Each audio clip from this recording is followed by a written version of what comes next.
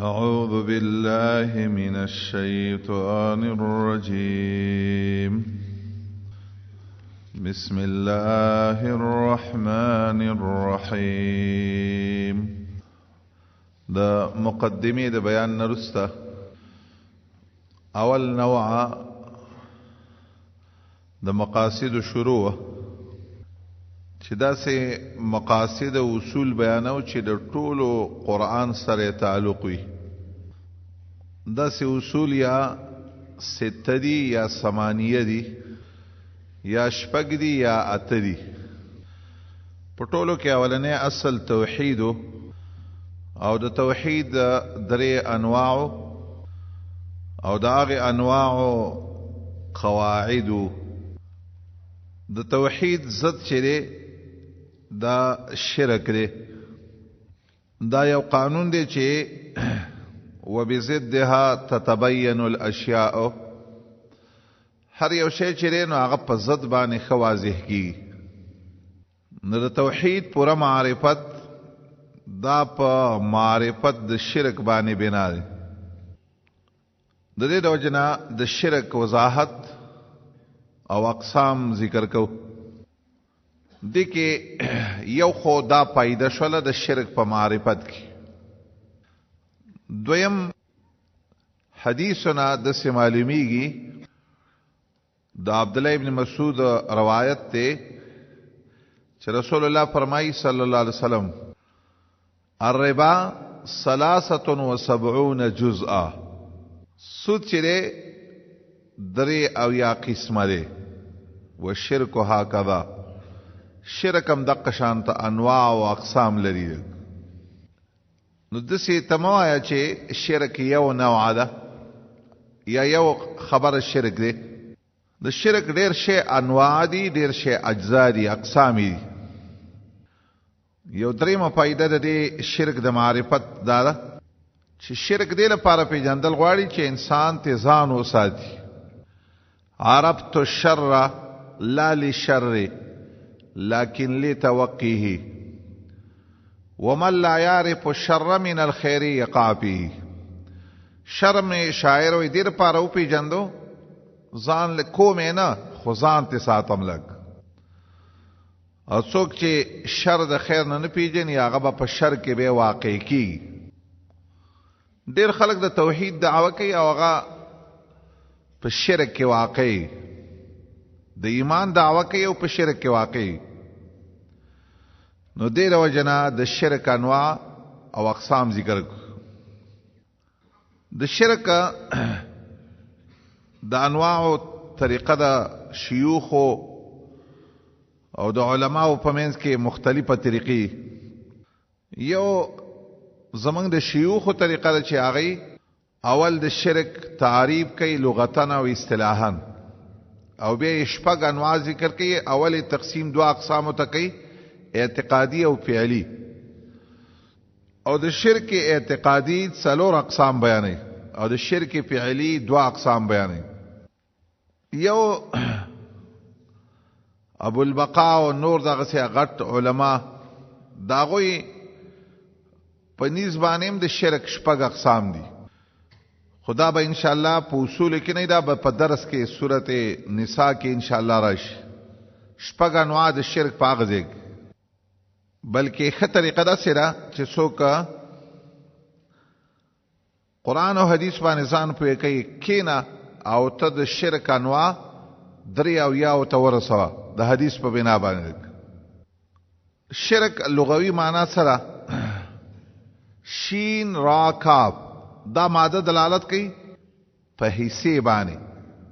عام خلک پښتو کې مثلا پلان کې زما شریک دی، حصہ دار مې دی، په کار کې زما ملګری دی، حصہ دار دی. لغوي معنا سره هم په قران کې حصہ داري په معنا سره هم په قران کې مستعمل. سورۃ انعام کې دغه ځکه معنا لغوي مراد ده. وَإِن يَكُن مَيْتَةً فَهُمْ فِيهِ شُرَكَاء. دیبا پکې برخدارو حصہ دارو. دغه ځکه چې کومه معنا ده لغوي معنا مراد. او قرآن کې په دې لغوي معنا سره 15 کرته دا شرک کلمه استعمال شوی. شرک اصطلاح د شریعت کې ستوي د یاد سوایا یا شرعي معنی سره یا اصطلاحي معنی سره. نو شاه ولی الله رحمه الله دا کتاب الفوز الکبیر چې دا د اصول د قرآن په باره کې اغلی کړي هغه وی شرک ستوي ايثبت لغیر الله سبحانه وتعالى شيئا من صفاته المختصه به د الله صفت خاصه مخلوق لور کول دي ته شرک وی شرعان. هر صفت چې په الله پورې خاص وي تو سره بل ملګری پیدا کی یا بل چاله ورکی استقلالا او اشتراکا دي ته شرک وی. په دې معنا شرعي سره یا اصطلاحي سره قرآن کې یو سلو یو شپېته کرته دا لفظ ذکر دی. راغب د شرک دو انواع ذکر کړي د شرک اصطلاحي دو انواع ذکر کړي. یو ته شرک عظیم چې هغه الله لپاره شریک جوړول په داغه په یو وسب کې او دویم ته په حدیثو کې د شرک اکبر وای لوی شرک. دویم شرک صغیر یا اصغر دی هغه د الله سره د بل کار د الله د پاره کې خو لګو سره د بل چا لحاظ هم کې د الله وسب چاله نه ورکه صرف د بل چا لحاظ وسکه هغه ته ریا او نفاق. د شرک د دې وضاحتنا لګ مخ کې داول نه د شرک په باره کې یو څو خبرې واوره چې د قرآن نه معلومي. اوله خبره دا شرک ګور الله نه معاف کوي عدم غفرانه شرک الله نه معاف کوي. دا د کوم ځای نه معلومي سورته نساء کې 2 کرته وي یو ځل 800 یو ځل 14 ان الله لا يغفر ان يشرك به شرک الله نه معاف کوي. دویم خبره واوره شرک محبط للعمل دی. د شرک په وجه باندې د انسان عمل بربادي. سورته انعام کې اتاتمات د ولس انبیاء واقعه ذکر کړي بیا وی په اخر کې ولو اشرکوا لحبط عنهم ما كانوا يعملون. کدی پیغمبرانو شرک کړي نو لحبط عنهم ما كانوا يعملون عمل به برباد شي. شرک تا دای چا عمل نشی ټینګره بربادي. سورته زمر کې 15 پتمات کې رسول الله په باره کې وي لئن اشرکتا ليحبطن عملک که شرک دی او کو عمل به برباد شي. صرف فرق دار شرک اکبر کې دا طریقه محبط ته د جميع اعمالو. شرک اصغر کې دا خبره چې د محبط ته د هغه عمل په کوم عمل کې چې تا ریا او وکړه ټول اعمال شرک اصغر نه بربادي. دریمه خبره دا د شرک په وجه باندې حبوط راځي من العز الى الذل. همیشه د پاره به د عزت نه راولېږي او ذلت سره به مخامخ شي.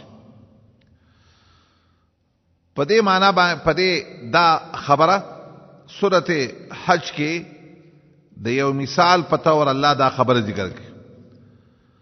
یو د اجتماعات کې وي ومن يشرك بالله فكأنما خر من السماء فتخطفه الطير او تهوي به الريح.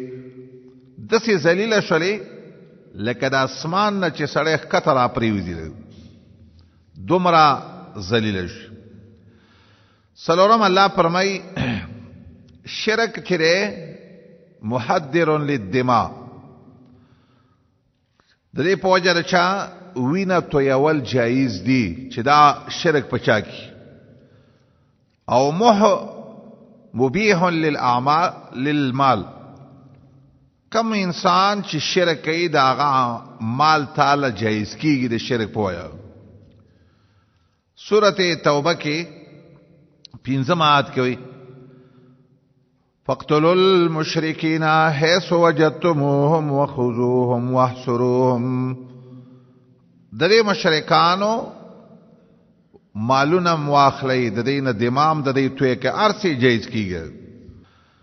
پنځم الله فرمایي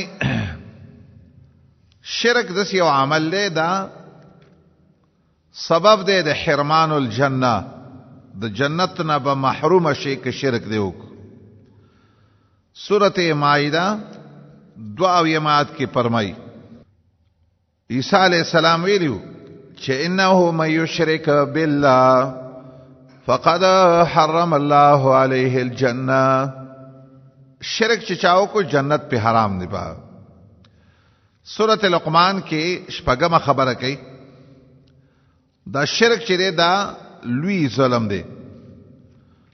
لقمان خپل بچی ته وایي دی الله سمات کوي یا بنیا لا تشرک بالله ان الشرك لظلم عظیم. شرک مکو دا لوی ظلم دی. وم الله فرمای دا ضلال مبین دی، دا گمراهی ده او ښکارا گمراهی ده. سورۃ شعراء 90 آیات کې وایي تالله ان كنا لفي ضلال مبين اذ نسويكم برب العالمين. دا د مجموعي انواع د شرک اکبر دی کې د هر قسم شرک اکبر داغي سزا او داغي جزا ذکر شوی د پدیاتونی. د دې نرستا شرک زمنګ د شيوخ د وینا موافق یو ته شرک اعتقادي وي او بل ته شرک پیلي وي. یعنی اول تقسیم دو قسمه لري، شرک اعتقادي او فعلی. اگر کدی خبره ته سوچ وکا دواړه د عقیدی شرک لري، خو هر کله چې په دې دویم قسم شرک کې یو خاص پیلو چې تحریم د ما احل الله، نو داغه د وجنا د شيوخ اصطلاح د دویم نوع شرک ته د فعلی کې خودل شوی. او دا علما د مخکنه دا سوي مشاهه په اصطلاحاتو کې نه. څوک په چا باندې تنقید دی باب کې نشي کولای چې دا دویم قسم خو معقیدی والا شرک دی. نه دا یو خاص وجه د وجنا د ته شرک فعلی وي. نو شرک په اول په دوه قسمه دی، اعتقادي او فعلی.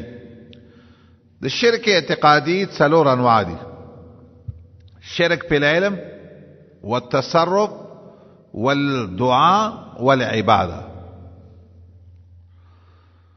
د دې شيوخ چې کم اصطلاح ده دا کم تعبیر دی، دا په تفسیر د قران کې مجموعي تور باندې ډیره پیدا ورکړي. ارزه کې بتا چې دا انواع ذکر او پرې ځان پوي کې نو ته په دې پويږي چې دا کم یو نوع د شرک.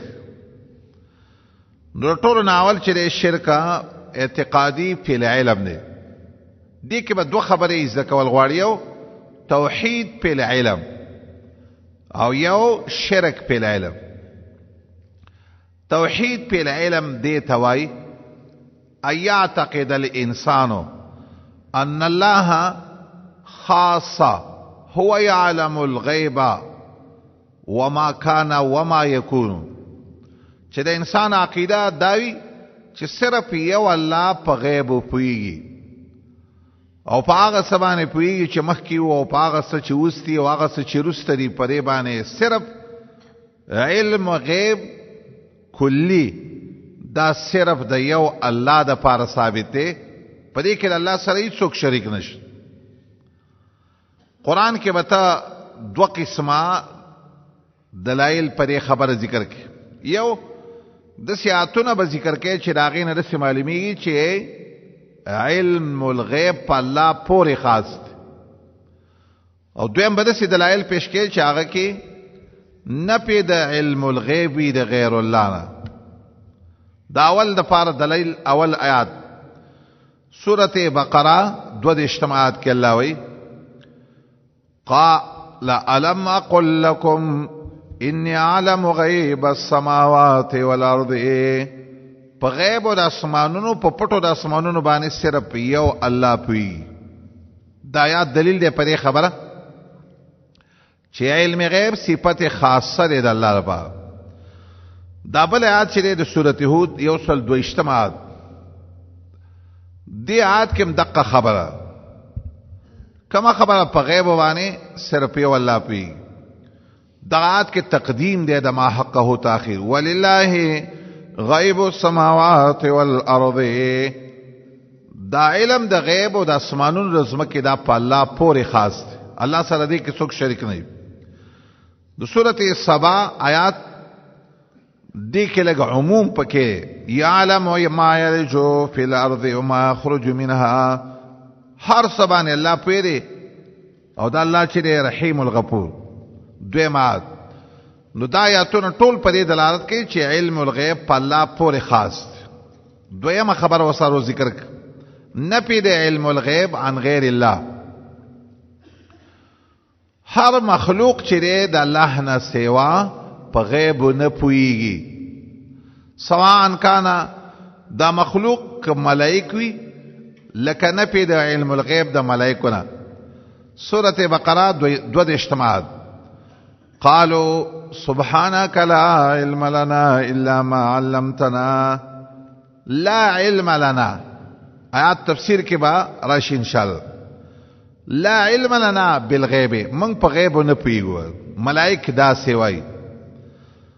سورۃ مائده کې نفی د علم الغیب کوي د یو خاص پیغمبر نه. انبیام په غیب نه پی.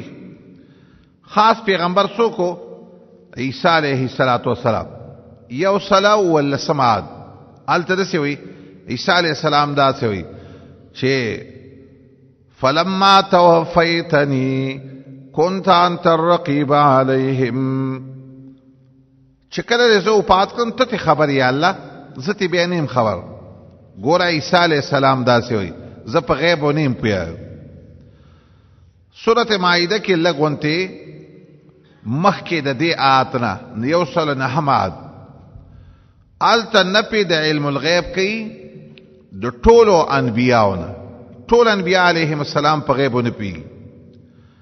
آیات ته یو سل نه حماد یوم یجمع الله الرسل فیقول ماذا اجبتم قالوا لا علم لنا. لا علم لنا موږ د پاره علم د غیب ونشت. کله لا نپی د علم الغیب کوي د جناتونه. سورۃ سبا کې یو سوال سمات کوي سليمان علیہ السلام چې کله الله په فیصله د مرګ وکړ نو فلما خر تبینت الجن ولو كانوا يعلمون الغیب ما لبثوا في العذاب المهین. پیران کا آیات کې به دو تفسیر راشي. تبینت للناس حال الجن یا تبینت الجن په خپل دا جن پایل پیران پویشو کدی په غیب پیدلې نو دی بند وخت نه تیرولې په عذاب مهین کې. دا دلیل دی پرې چې پیران خاپیرین په غیب نه پوي. سورۃ جن کې په خپل پیران د سیوای او الله دا غي قول را نقل کړي لسمات چې وانا لا ندري اشر اريد بمن في الارض. من په غیب نه پویو د الله ته پته. سورۃ نحل کې الله د ټولو صالحین او نیکانو بندگانو د ټول مخلوق په باره کې رسوي دا دای چې رچا عبادتونه کوي دا په غیب نه پیږي. څنګه اموات غیر احیاء وما یشعرون ایانا یبعثون. ما یشعرون دغات په تفسیر کې براشي ان شاء الله. دا د چا په باره کې شیخ عبدالقادر وی یہ انہوں کو فرمایا جو موری اولیاؤں کو پوجا کرتے دا هغه چاته ویلي چې د مړو اولیاء او بندگی چا کول. نو اموات هم اموات غیر احیاء وما يشعرون ایانا یبعثون. کله الله تعالی عمومی تعبیر کوي یو څوکم په غیب نه پی. سورته نمل 15 پتمات چې قل لا يعلم من في السماوات والارض الغيب الا الله وما يشعرون ايانا يبعثون. په غیب او د اسمانونو زمکه هر څوک چې اسمانونو زمکه کې دي دا په غیب نه پی، صرف یو الله پی. دا خو د قران نه خبره او مخکې منګه یو خبره کوله. اصلي بیان دلته د قران دی. اگر کدا خبره منګه بیا کو چې د قران پوره وضاحت په غیر د حدیثو نه کی. حدیثو کې دا مسله ډیره زیاته تفصیل سره ذکر شوی. یو حدیث دا غینا صحیح حدیث چې کوم د عبد الله ابن عباس ته چې رسول الله صلی الله علیه وسلم ته د قیامت پر ورځ باندې الله دسی اوای چې انک لا تدری ما احدثوا بعدک. تا ته دې پته نه چې ستاده زنه بند مخلوق امتیانو ستانه رسته سکړي. رسول الله ته رسوي.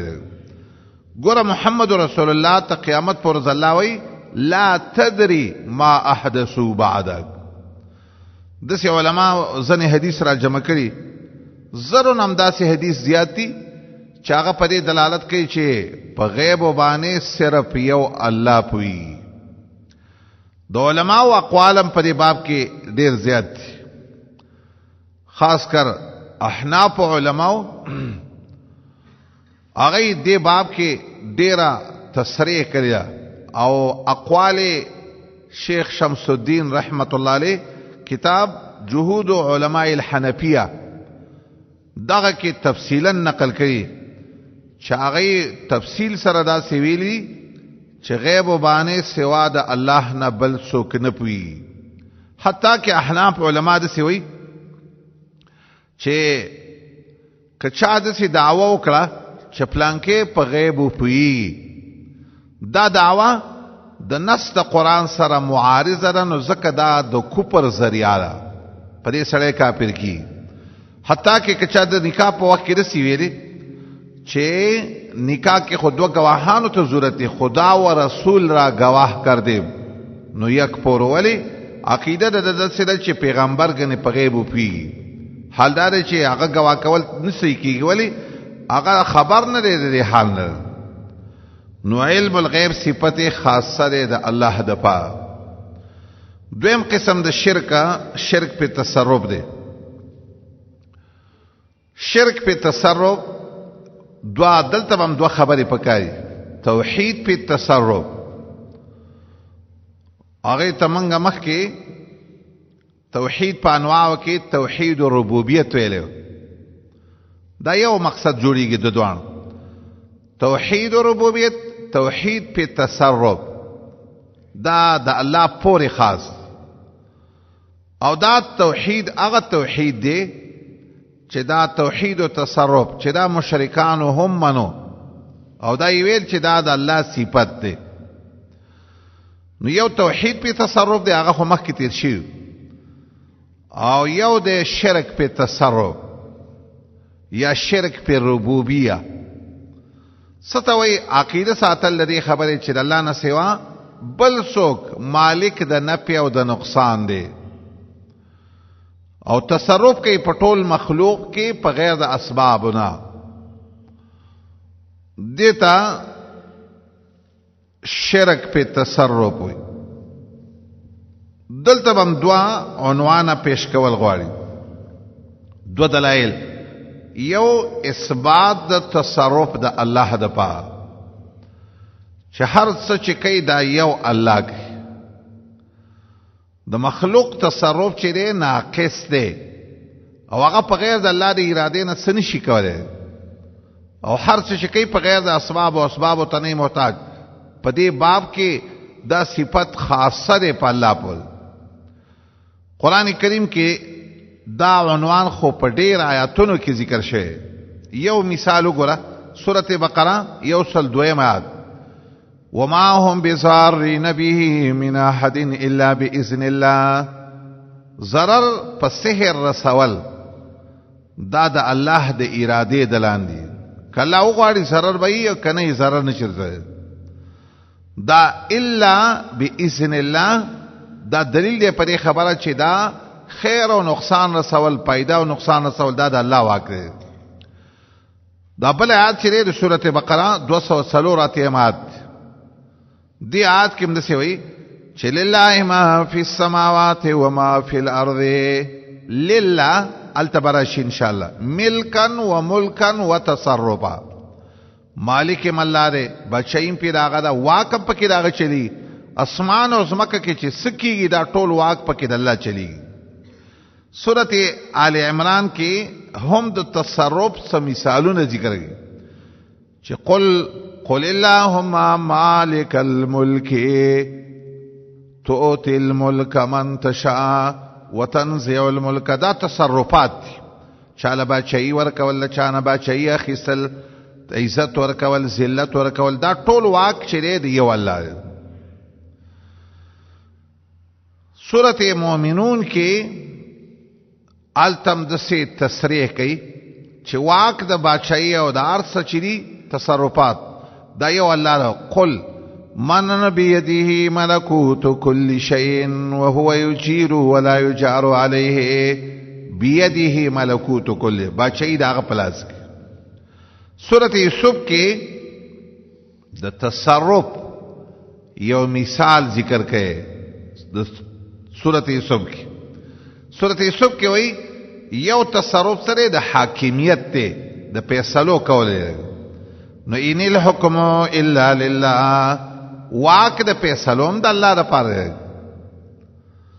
شیخنا العلامه با کله دسی ویل توحید په تصرف کې توحید الحاکمیت دی اتونو معلومیږي چې دا یو نوع د تصرف لګ. نو د دې واک چې دا صرف د یو الله لپاره دی کې الله سره شریک.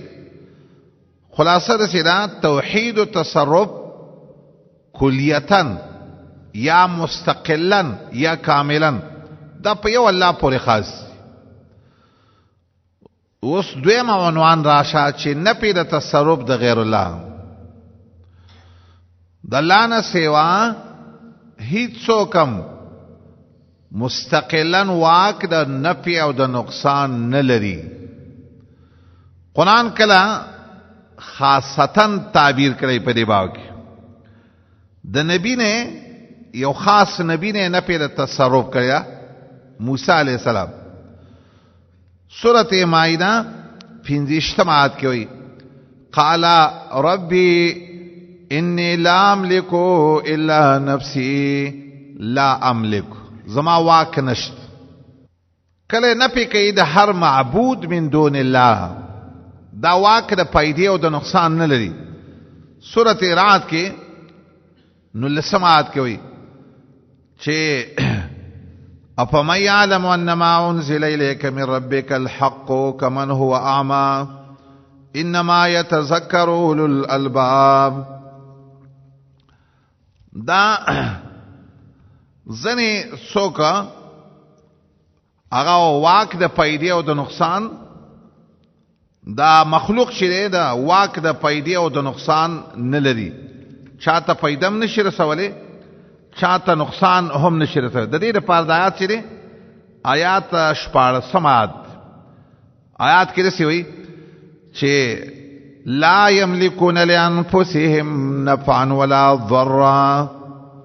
تاسو چې دا کوم اولیاء نیولي د آیات الفاظو کې فرق لري. آیات 14 آیات چې لا یملکون لانفسهم نفعا ولا ضرا، دا اولیاء دا معبود من دون الله واک نه لري.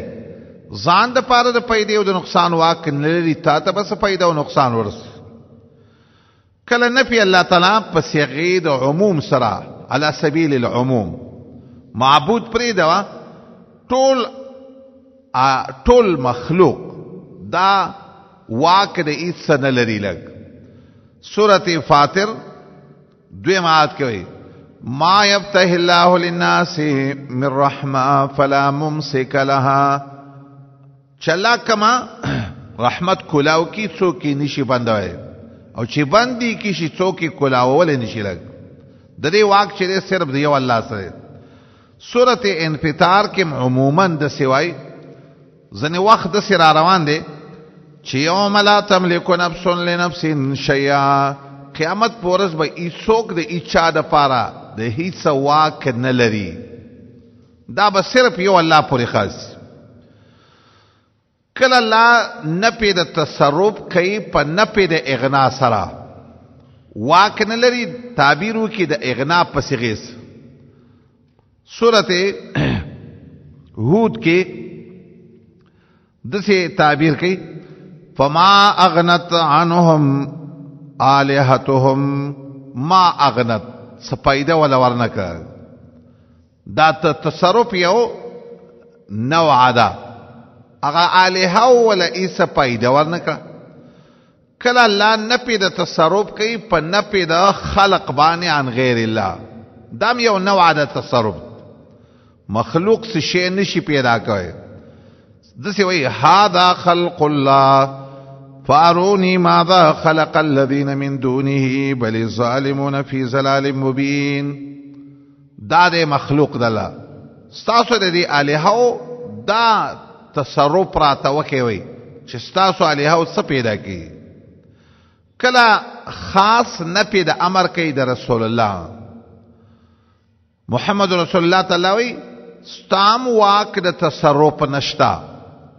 سورۃ ال عمران لیس لک من الامر ستا واک د الوهیت نشتا.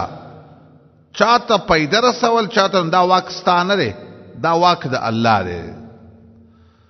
دیتا اثبات التوحید دو تصرف او نپی د شرک په تصرف وي. دا اصل کې عقیده کې د دې غټه پیدا ده. انسان چې د سي عقیده وساتي هر څه چې کیږي دا الله یې کوي. او مستفری باب کې مالا مستقل چاته محتاج نه دي. مخلوق چې سکی دا به ټول د الله د اراده او د مشیت او د الله د تصرف د لاندې به کوي. حدیث په دې باب کې ډیر زیات یو دغه لوی حدیث ته چې محمد رسول الله چې د آیات چې کله راغی چې انذر عشیرتک الاقربین نو رسول الله خپلوانو ته ټولو ترسیل یا بنی کعب انقذوا انفسکم من النار ځان د اور نه بچ یا بنی مرنا انقذوا انفسکم. دسی خاص بنو عبد المطلب خاص خپل ترور ته ټولو ترسیل ځان د اور نه زکه بچ کی چې انی لا املک لکم من الله شیئا. زواک نه لرم نو زما سره د قیامت پر ورځ دا واک نه چې زری تاسو د الله د عذاب نه خلاص کم نم شم بچ کولا. نو دې د وجنا چې رسول الله واک د پیدې او د نقصان نه لري بل بچو کی په مخلوق کې چې چاته با مستقل پیدا ورسي یا مستقل نقصان ورسي. شیخ عبدالقادر جیلانی رحمه الله داغا ډیر کلمات په دې باب کې نقل دي. یو کلمه مشهور ده نه تيقن انه لا ضار.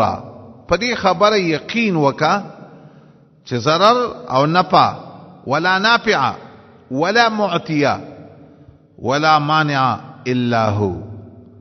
بس دا عقیده یقینی وسات چې ضرر رسون کې پیدا رسون کې منع کون کې د الله نه سوا یو څوکم داسې نه چې هغه د دې واک ولري چې چاته پیدا ورسي یا نقصان.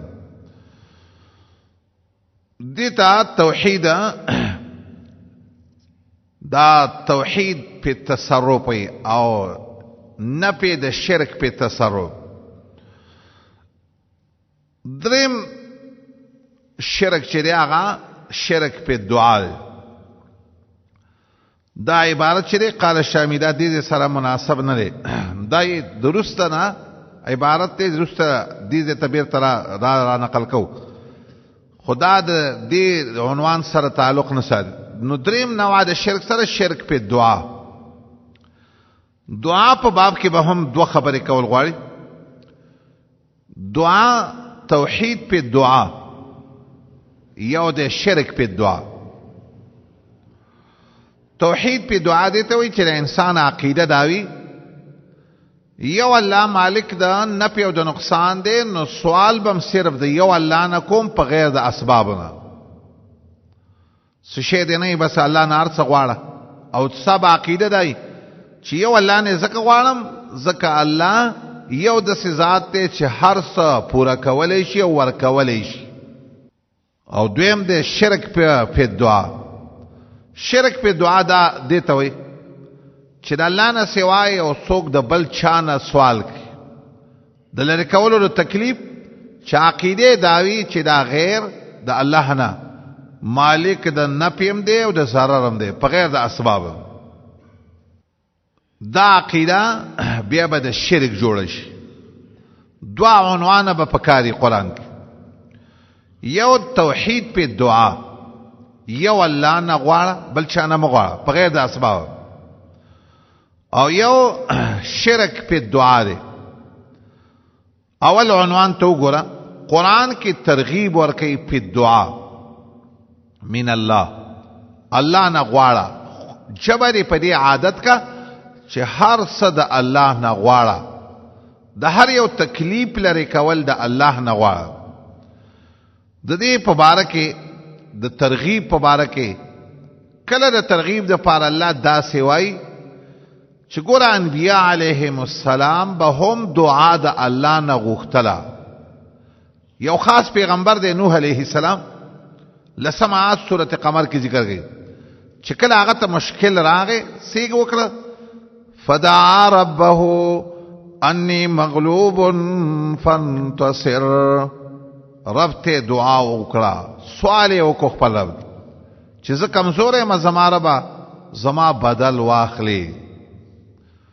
او دا دعا چې کله یو انسان کوي، خو چې کله د ظلم وشي ته کله کله عمل په وکړه په دې دعا چې الله په د نوح علیہ السلام حاجت پورا کو نستام په پورا کوي. چا د سره سره مو کو نو د سره سوال وکړه چې ربي انی مغلوب فانتصر، زه کمزور یم الله ته زما بدل واخلې. دا یو طریقه د ترغیب ده. کله الله ټول پیغمبرانو په باره کې وایي چې هغه به الله ته سوال کاو. سورۃ انبیاء 90 لسکم سلام نمبرات کې د سوای چې ټول انبیاء چې انهم كانوا يسارعون في الخيرات ويدعوننا رغبا ورهبا.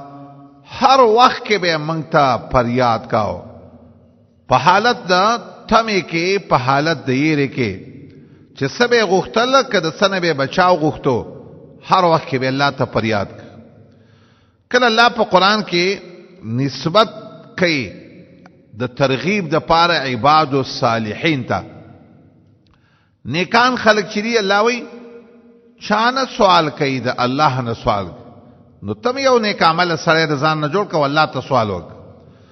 سورۃ الف لام میم سجدہ 14 تتجافى جنوبهم عن المضاجع يدعون ربهم خوفا وطمعا. يدعون ربهم خپل الله ته فریاد.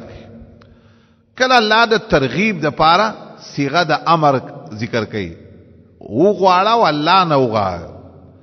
سورۃ اعراف 55 آیات کې امر کوي ادعوا ربکم تضرعا وخفیا. وغواړئ د خپل رب نه، سوال وکړئ د خپل رب. کله الله د ترغیب د پاره صيغه د سوال ذکر کوي. سوال ګوره د اسمان او د زمکه هر شی الله نه سوال کوي، ته ولې نه کوي. سورۃ الرحمن کې د سوای يسأله من في السماوات والارض كل يوم هو في شأن. هر یو شی الله ته سوال کوي، اسمانونو والا زمکه والا تم الله ته سوال وک. کله الله د ترغیب د پاره د استعانه کلمه ذکر کړي چې مدد چې غواړم د الله نه اوغا. د موسی علی السلام بیان دی سورته اعراف کې خپل قوم ته ویلیو چې استعینوا بالله الله نه مدد غواړي او د الله په نوم باندې الله نه مدد غواړي. دیتا ترغیب والا کلمات دا ټول د ترغیب د پاره دا صيغه دي. قران کې کله نه پیر دعاوی د غیر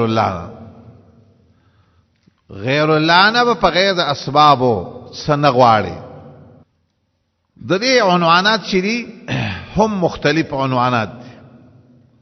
اول عنوان یې د سری کله الله نه سوا دی بل چاته دعا وکړه په غیر د ظاهري اسبابونه او عقیده دي دا چې دا مال پیدا او نقصان شرا کوله مرتد بشله اسلام نه بواوړي د دین نه بواوړي.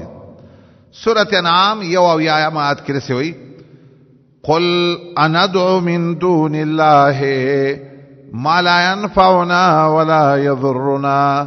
ایا موږ را مدد شوایو سوا د الله نه هغه چاته چې نه پیدا نه نقصان.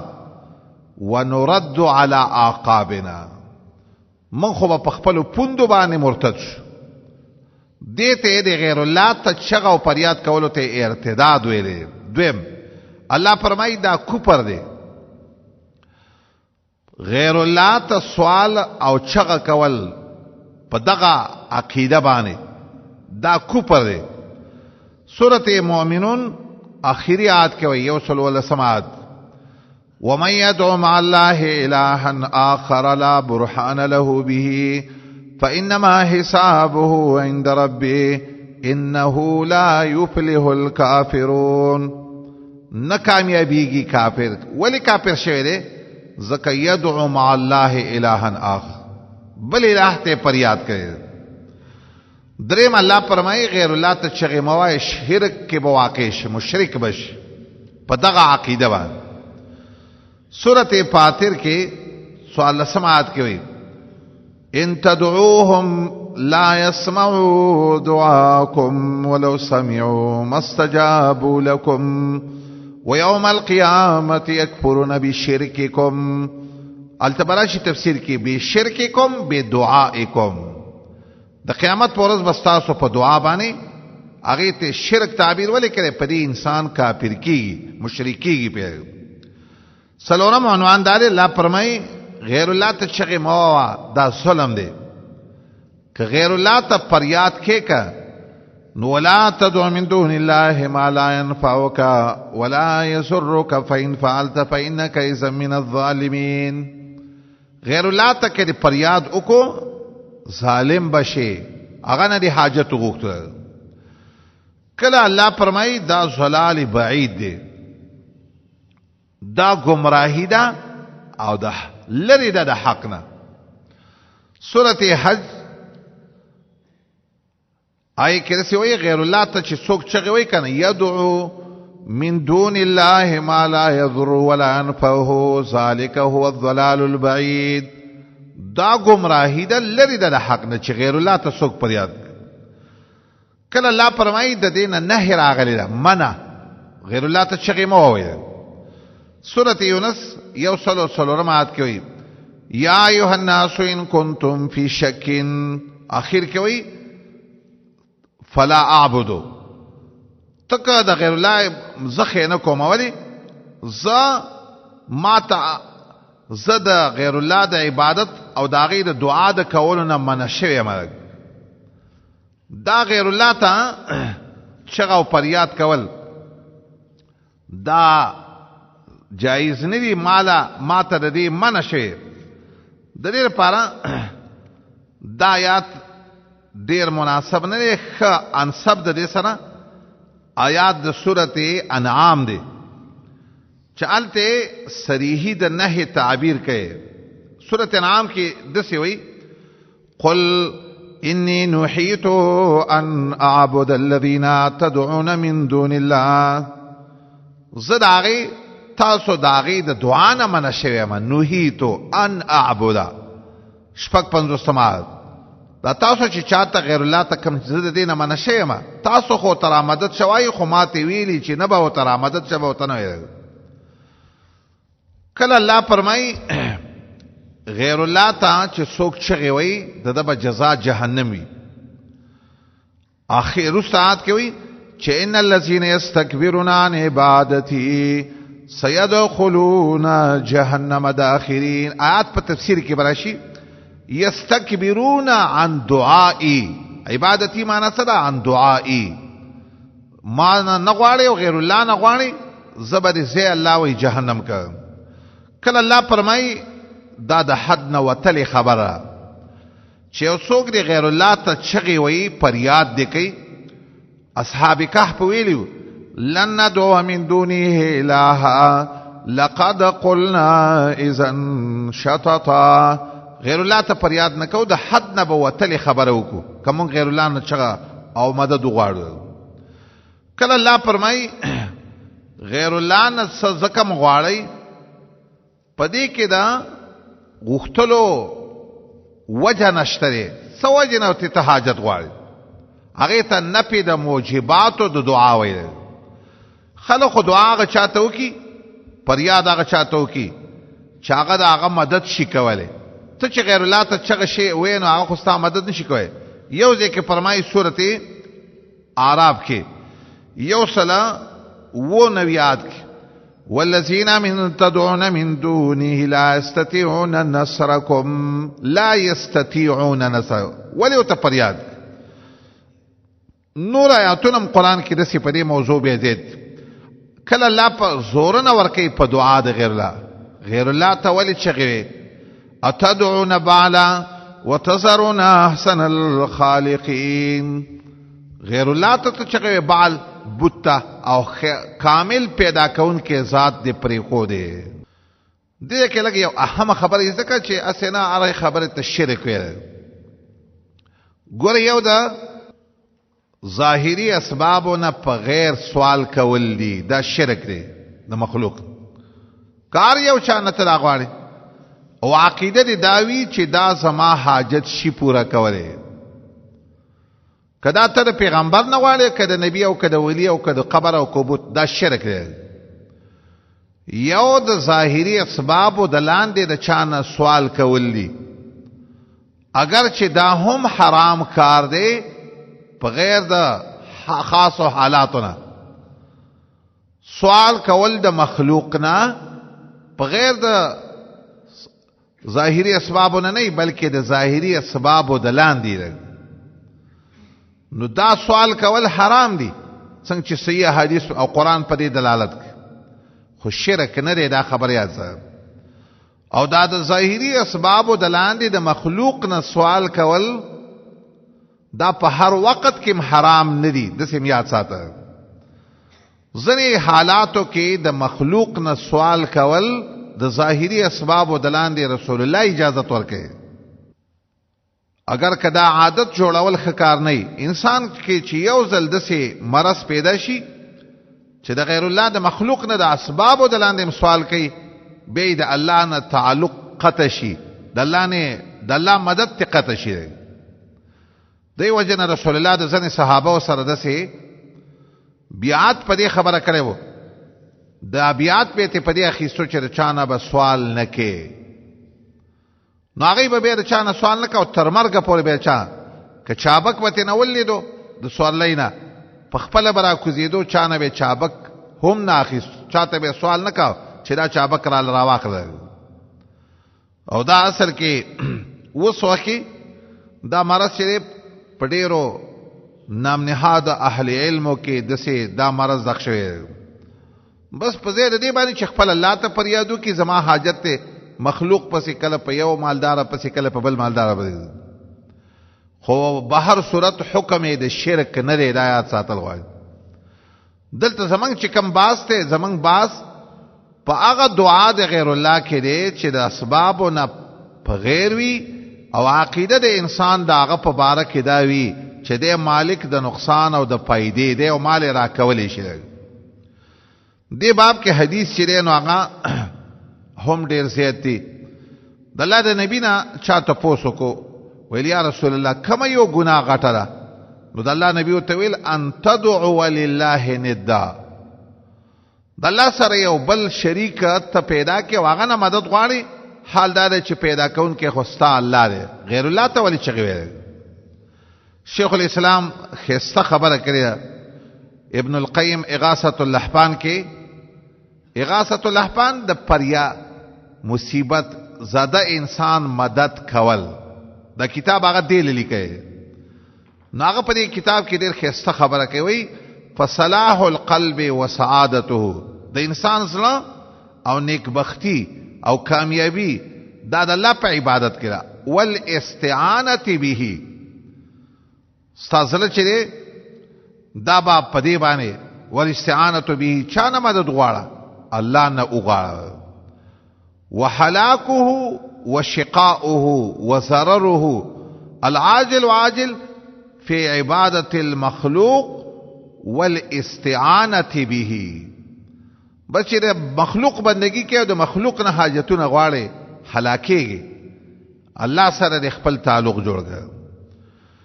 دریم نوع د شرک چې ده هغه د څلورم نوع د شرک، هغه د شرک فی العباده. د عبادت تشریح خو ان شاء الله فیاک نعبدو کې راشي. صرف دلته دومره وایا دا ماده په کلام د عربو کې دلالت کوي په تسلل باندې، عاجزۍ باندې دلالت کوي. عین بی با دال، عین با دال، دا ماده په تسلل دلالت کوي.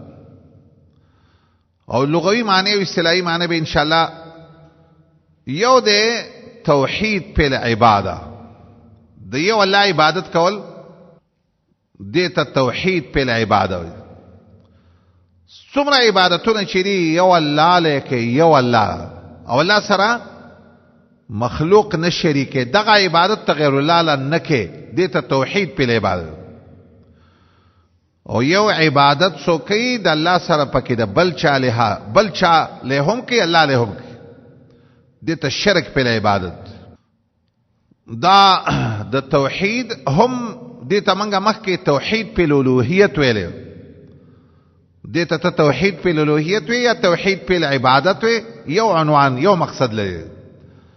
او دا د شرک په انواعو کې څنګه چې دا د توحید په انواعو کې اهم توحید دی، نو دا د شرک په انواعو کې هم ډیر خطرناک شرک دی. په بل عنوان باندې ته د خبره باندې ځان پوهک، هر عبادت چې ته الله لکه یا هر عبادت دا د الله سره ته د بل چا لپاره وکي، په شرک کې اخته شوی. سجده ته چاته کې الله ته سجده لګي، خدا دا سجده بل چاته کې خدا تا شرک په عبادت وکو، مشرک شوی. نو دتا دا توحید اهم دی او دا شرک هم ډیر نقصانی. دیو جن قرآن د دې باس هم ډیر زیات کړي په نسبت سره نورو انواع د توحید او د شرک ته. قرآن د دې مختلف تعبیرات ذکر کوي. یو تعبیر هغه ده چې الله یې صيغه د فعل مضارع سره د دې عبادت چې دا د الله د پاره کی، او نفی د غیر الله نه کړي، اثبات د الله د پاره. سورۃ یونس یو سلورم آیت، فلا اعبد الذين تعبدون من دون الله ولكن اعبد الله. صيغه د مضارع واحد متکلم. کله قران کې د دې تعبیر ذکر کوي په صيغه د امر. سورۃ رعد کې صيغه د امر قل انما امرت ان اعبد الله، امرت ان اعبد الله، ما ته حکم دا شوی چې د الله عبادت وکړه. سورۃ نحل کې دا د سورۃ نحل آیات چې دا دې سره موافق نه، موافق دا مخ کې د سورۃ رعد آیات د بل ځای آیات دلته نقل کې. سورۃ اعراض کې امر صيغه ده چې انما امرت ان اعبد الله. دویم سورت بقره کې هلته هم ترغیب د پاره صيغه د عبادت ذکر کیا. سورت بقره یوصل 2 اویمات. یا ایها الذین آمنوا کلوا من طیبات ما رزقناکم واشکروا لله ان کنتم ایاه تعبدون. د الله شکر وباسئ. دا ان کنتم ایاه تعبدون دایره ترغیب د پاره. شکر ولی واسي کله الله عبادت کینو دا غیر پاره دا ضرور ده چې ته د الله شکر وباسي. کله الله تعالی دا ترغیب د پاره دا سیوای چې انبیاء عباد دي، ملائک عباد دي، اولیاء عباد دي. ګور انبیاء د الله بندگان دي، ملائکه د الله بندگان دي، او دې ته ولې د الله عبادت نه کوي؟ تعلم ضرور ده چې غټ خلق غټ مخلوق د الله عبادت کوي. د یو خاص پیغمبر په باره کې عیسی علیہ السلام سورت مریم دشتمات قال انی عبد الله انی عبد الله. سورت زخرف کې ملائکو په باره کې الله وايي وجعلوا الملائکة الذین هم عباد الرحمن. د عقیده ساتي د ملائکو په باره کې. کم ملائک چې د الله بندگان دي. عقیده ساتي اناسا دی وی چې دا غني خزي دي. دغه ته ملائکو ته عباد الرحمن وی. سورت ابراهیم یو د اجتماعات کې رسوي قل لعبادی ټول نیکانو با عبادی یہ زما بندگان. خطاب کله د ترغیب د پاره ټول خلق ته د عبادت. یا ایها الناس اعبدوا ربکم. خلق د الله عبادت کوي.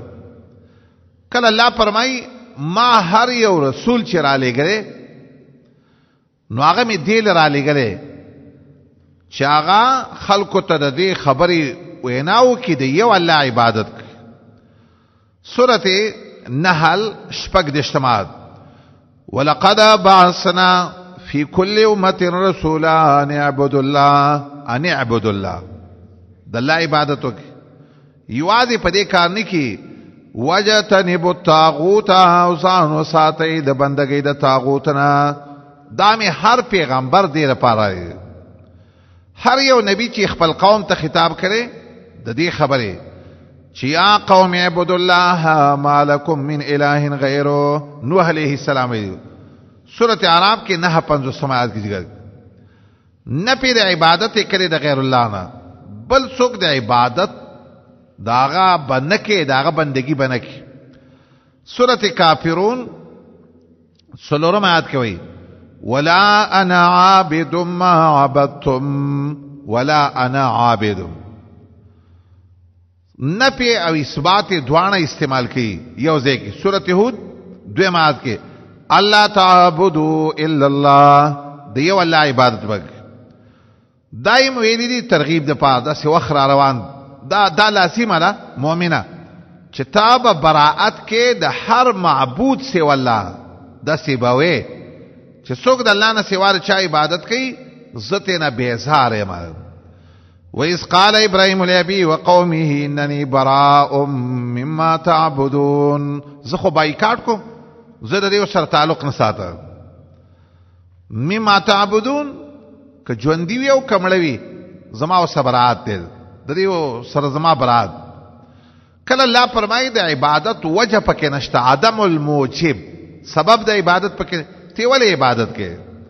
سورۃ مریم کې 2 اختمات ابراهيم عليه السلام خپل بابا ته وی لمتعبدوا ما لا يسمع ولا يبصر ولا يغني عنك شيئا. پیدا دلنه در کې ولې عبادت کې. کله الله د هغه چا قباحتونه ذکر کوي چې الله نه سوا د بل چا عبادت کوي. قباحتونه لوی قباحت داره که د غیر الله عبادت کې په شرک کې باختش مشرک بش.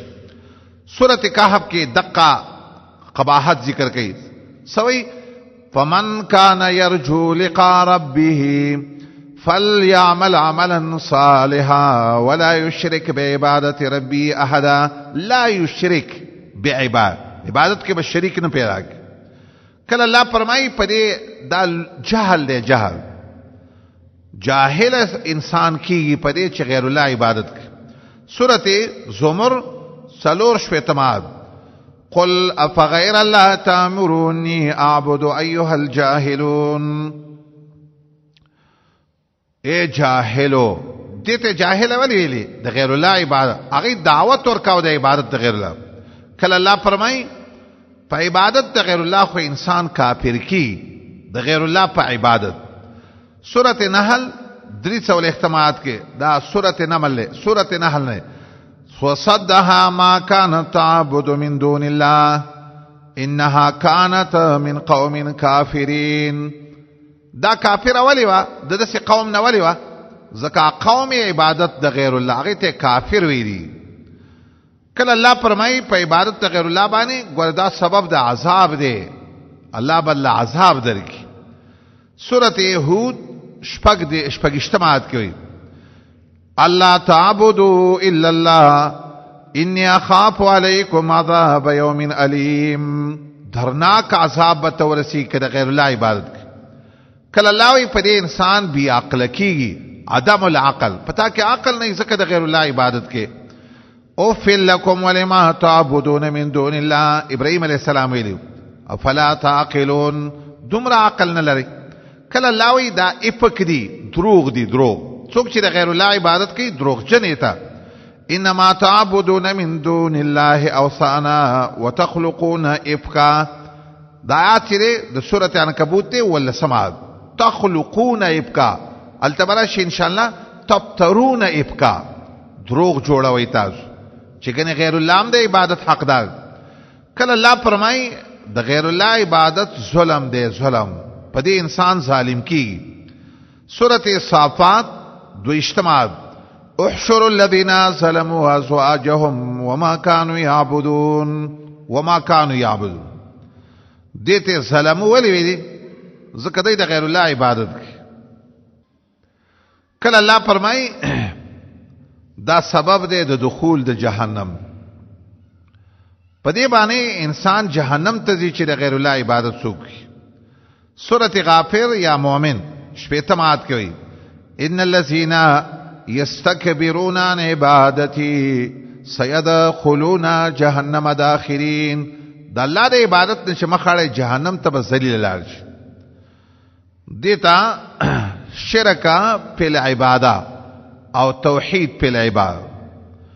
دې کې یو خاصه عنوان دی کمن کې توحید الالوهیت راشي او د شرک په الالوهیت نه بچ شو، د دې بس فواید دي. که توحید په عبادت را پکې راغې او شرک په عبادت نه الله بچ کلو څه فائدې به. ما مخکې ویلي دا توحید اهم دی او دا شرک هم خطرناک دی، ځکه الله د دې توحید یا د دې شرک نه د ځان ساتلو کې څه فواید ویلي. اوله فائدې دا په دې انسان شاکر کیږي چې څوک د یو الله عبادت کوي. سورته بقره دا سورته نحل 1 واشکروا نعمت الله ان کنتم ایاه تعبدون. شکر د الله وکړه، الله صرف عبادت. څه مقصد دی دا د یو الله عبادت ذریعہ د شکر ده، دل دې باندې انسان شاکر بنده جوړي. کله الله فرمای خلافت د زمکه مشری د زمکه دا بدل در کوم، خو شرط بدای ته به یو الله عبادت کې، تا به د زمکه صحیح خلیفہ جوړ تاکہ توحید په عبادت نشته او ته مال به الله د ملک مشری راکی. نو دیتا شرک په عبادت. نو خلافت الله چې د زمکه خلافت شاله ورکي، د زمکه د خلافت د پاره صحیح خلافت د پاره توحید په عبادت ضرور دی او د شرک په عبادت نه ځان ساتل غواړي. سورۃ نور کې 55 آیات کې رسوي وعد الله الذين آمنوا منكم وعملوا الصالحات ليستخلفنهم في الأرض كما استخلف الذين من قبلهم وليمكنن لهم دينهم الذي ارتضى لهم وليبدلنهم من بعد خوفهم امنا.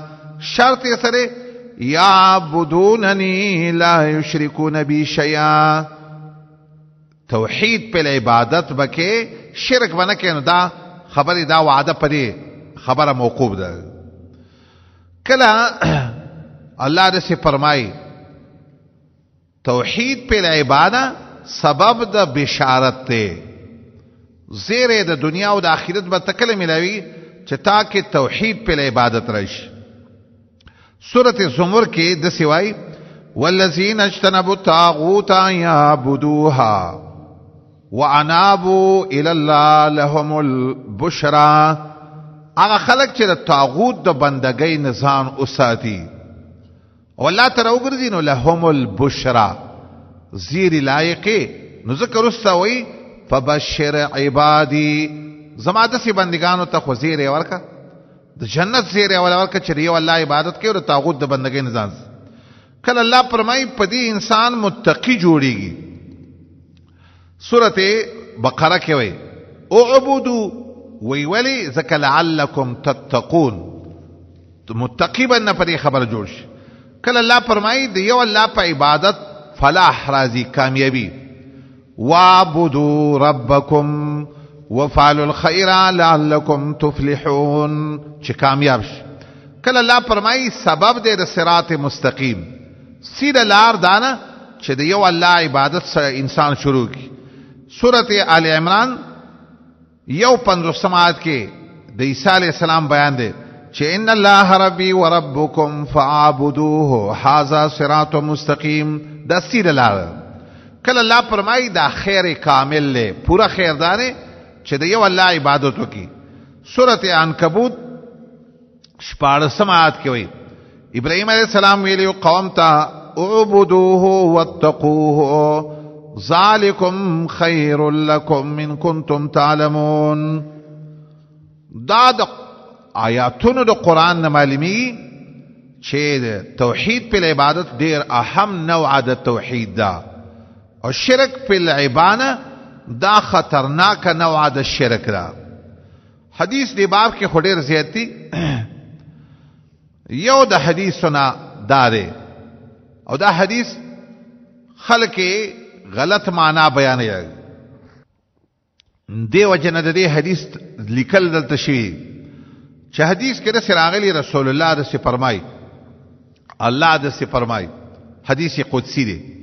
الله سوی یا بنا آدم اے د آدم زیا تفرغ لعبادتی زما بندگی تزان اوسگار کا. نو بعضی خلق دې معنا د څه کوي چې تفرغ لعبادتی معنا د څه نه چې د دنیا کار مکو. نو بیا سوال دار چې د دنیا کار ناروا دی او یا الله نبی د سیوای چې الله د سیوای چې ځان زما بندگی ته اوسگار کا. نو املاسه بیا په قرآن کې د دنیا د خبرو د ترغیب او د دنیا د کارونو ذکر ولی راغلی یا په حدیثو کې د معاملاتو باس ولی به راغلی. نزان په حدیث پویا کا اگر کو په حدیث کې نورم دو معنی شتا خو خمانه دانا تفرغ لعبادتی صرف توحید په عبادت تزان اوسگار کا. سمانا صرف د یو الله بندگی کوا. دا معنا نه چې کنه ته به د دنیا کارونه نه کې کوا وسره خو کومه بندگی چې تکې دا به یو الله لګي. نو چې دا عقیده د توحید شو نو املا صدرک غنا سینه بر الله د مالداري ډک. څومره چې څوک په توحید په عبادت کې مستغرق وي الله دا سینه د غنا نه ډک کړي. واسد فقرک دا دویمه فائدہ د توحید په عبادت. غریبی به الله ختم کی. و الا تفعل کدا کارته نه کې توحید په عبادت ته پکې نه کا نو ملأ تو یادا کا شغلا ستاب کارونه نه ختمي. بس تعالی سونه به همیشه د کار نه مشغولې. او ولم اسد فقرک غریبی به شرطم ختم نشي. دا د دنیا د رزق د زیاتې دلو د ټولو نه قوي ذریعہ سره العبادت لله وحده د یو الله لپاره عبادت کوو دا قوي ذریعہ ده د رزق لپاره پراخه منځ کې بس صرف الله لیکا بس روزه نه صرف الله لیکا اگر کا تدسی درجه کې ولنه چې صرف پرای زبانه عمل کې هم په دې باندې الله د انسان سینه به د مالداري نه ډکې خو چې توحید په عبادت پکې شیخ الاسلام دا یو مثال صرف وره شیخ الاسلام وی کوم عبادت چې الله د پاره کی که څوک دا د غیر الله د پاره وکي دا به شرک مثال یې خو خودلې مثال دا دی دوان لاسونه چې موږ په مانځ کې چوتو چاله چوتو الله دا توحید دی کله چې انسان مانځ ته ودرېږي نو دوان لاسونه الله ته چوتای دا توحید نو ګریات ساته چې دا چرته غیر الله د پاره چوتنه کی اسنه چې چاته سلام کې دوان لاسونه چوت کی نه دا خو توحید نه پیژندل توحید په عبادت باندې ته نه پیښه سینه باندې لاس کې دی دوان لاسونه چې په سینه دا خلق چاته کې دي دا ټول مخلوق الله ته د انسانان الله ته کې دي نو دا دوان لاسونه چرته مخلوق ته په سینه کې نه اسنه په شرک یو لاس مخلوق ته کې خودل دیتا خلاف خبر دا هم نه ده خو که دوان لاسونه تګدي دا یاد ساته دا ګوره توحید دی دا به مخلوق ته نه کې سرخ کا تکول الله ته دی نو مخلوق ته به دا سر نه کته کې اسنه چې په شرک کې رانه شرک نو توحید پر عبادت اهم نوع عدد انواع او ان شاء الله درس کې به تفصیل راشي شیخ الاسلام وی روح العباده د عبادت د جران د شرا تدور ګرځي په پنځلس قواعد باندې او به انواع د توحید په عبادت ذکر کی دا څومره د عبادت چې ستاسو جبي وي د لاس وي د سترګو وي د ارث چې وي ظاهري وي باطني وي قلبي وي مالی وي دا به ټول د یو الله لپاره کول دي ته توحید وي او الله سره پکې شریک پیدا کول دي ته شرک وي دویم نوع د توحید چې دا شرک چې دا غ شرک پیلي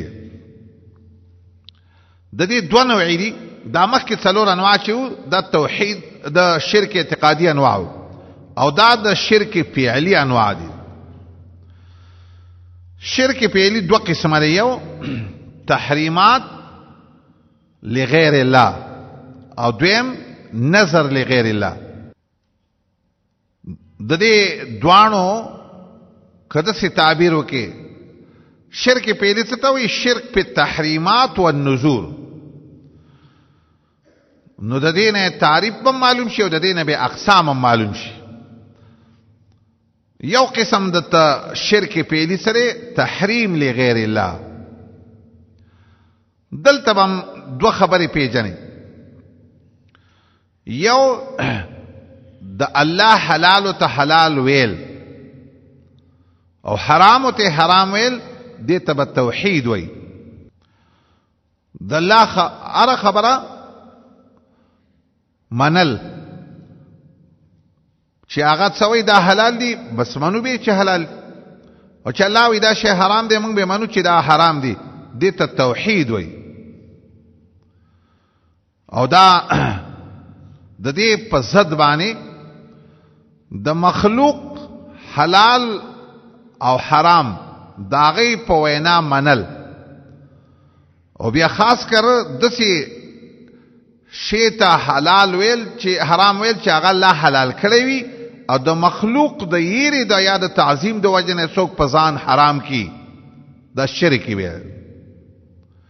یو شی حلال دی خو ته د مخلوق د یری د وجه نه یا د تعظیم د وجه نه په ځان حرام کی شرک فعلی شرک په تحلیل او تحریم دی یو خبر او سره د سمواوره مخلوق چې څه حلالي او څه حرامي کله تا دغه مسله نه دا یری مسله نه او د تعظیم مسله نه خطر یو چا په تحلیل او تحریم کې معنی دام ګوریا ساته دام شرک دی د څه بته نه چې زه خدای نه یریګم نه خو صرف خبره منه په تحلیل ځکه به ان شاء الله رسته په درس کې راشي قرآن کې الله فرمای یا اهل الكتاب تعالوا الى كلمة سواء بيننا ولا نعبد الا الله ولا نشرك به شيئا ولا يتخذ بعضنا بعضا اربابا من دون الله. دغه آیات په تفسیر کې برش عادی رسول الله ته ویل یا رسول الله مونږ خو د خپل مولیانو پیرانو حاکمانو ته ارباب نه دی ویلي. نو رسول الله ته ویل چې هغه به شی حلال کو تاسو به هغه له حلال ویل چې هغه به شی حرام تاسو به حرام ویل رب مل دغه ته وی کنه. نن دور کې نن عام وقع خلقو اکثر د غیر الله اتباع کوي په تحلیل او تحریم کې. زمونږ د درس کې دا موږ چې کومه دغه ذکر کوو زمونږ د شيوخ دغه مقصد دلته نه دی اگر کدا هم د شرک نوع ده او ځکه به ان شاء الله سوره انعام کې راشي وان اطعتموهم انکم لمشرکون. زجاجوی اطاعت په تحلیل او تحریم کې چې څوک د غیر الله وکي په دې انسان مشرکی. خو زمونږ د شیخانو دلته دا مقصد نه دی.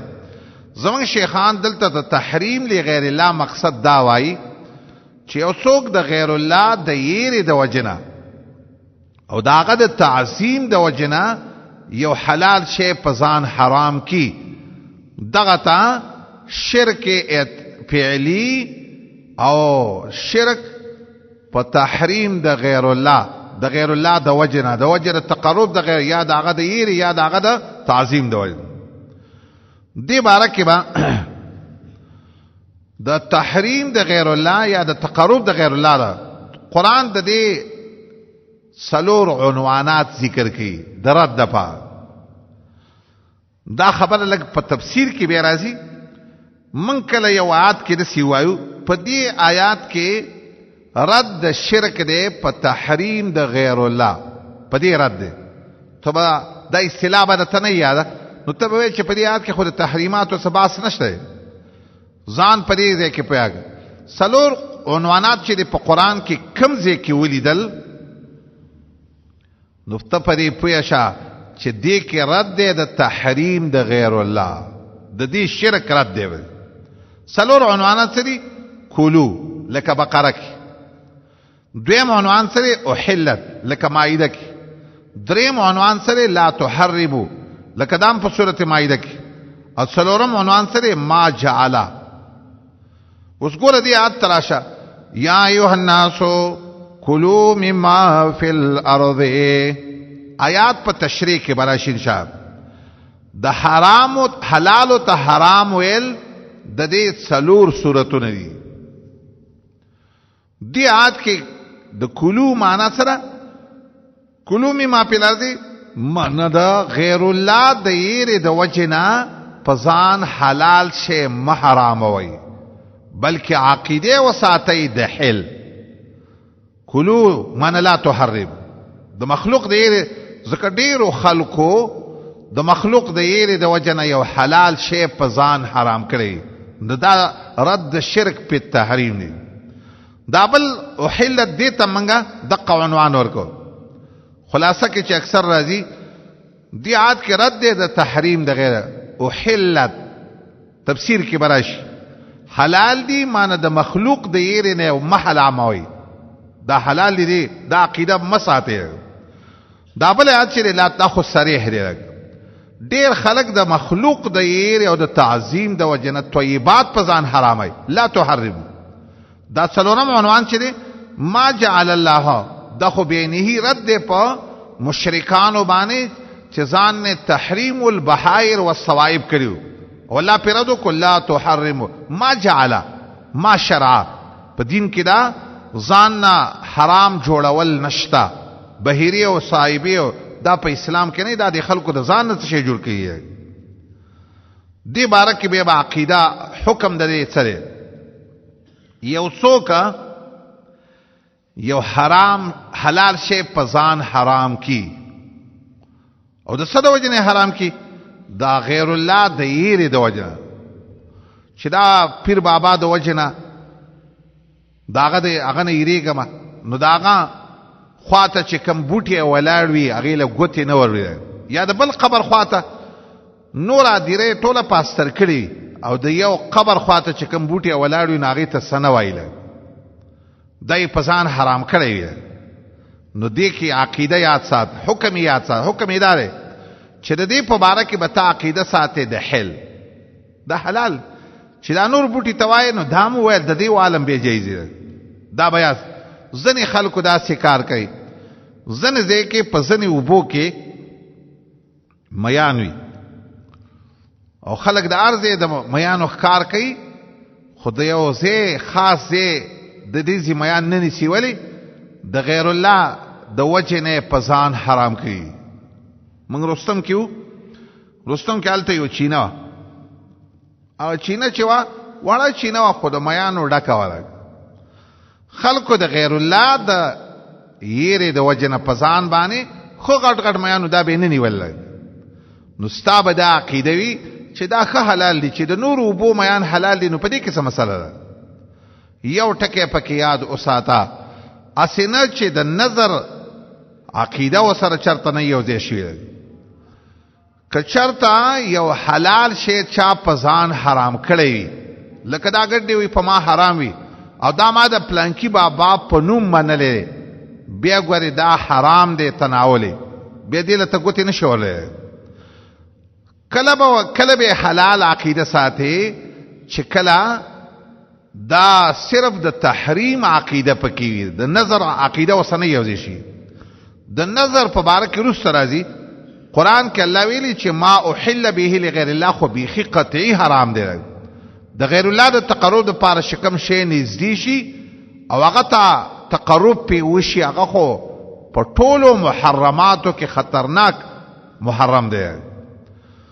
د دې لپاره الله څه فیصله کوي؟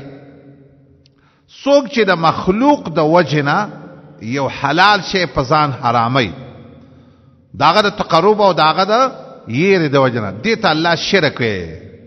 دلیل کوم دی؟ سورۃ انعام یو سل یو اجتماع ولا تاكلوا مما لم يذكر اسم الله عليه وانه لفسق وان الشياطين ليوحون الى اوليائهم ليجادلوكم وان اطعتموهم انكم لمشركون.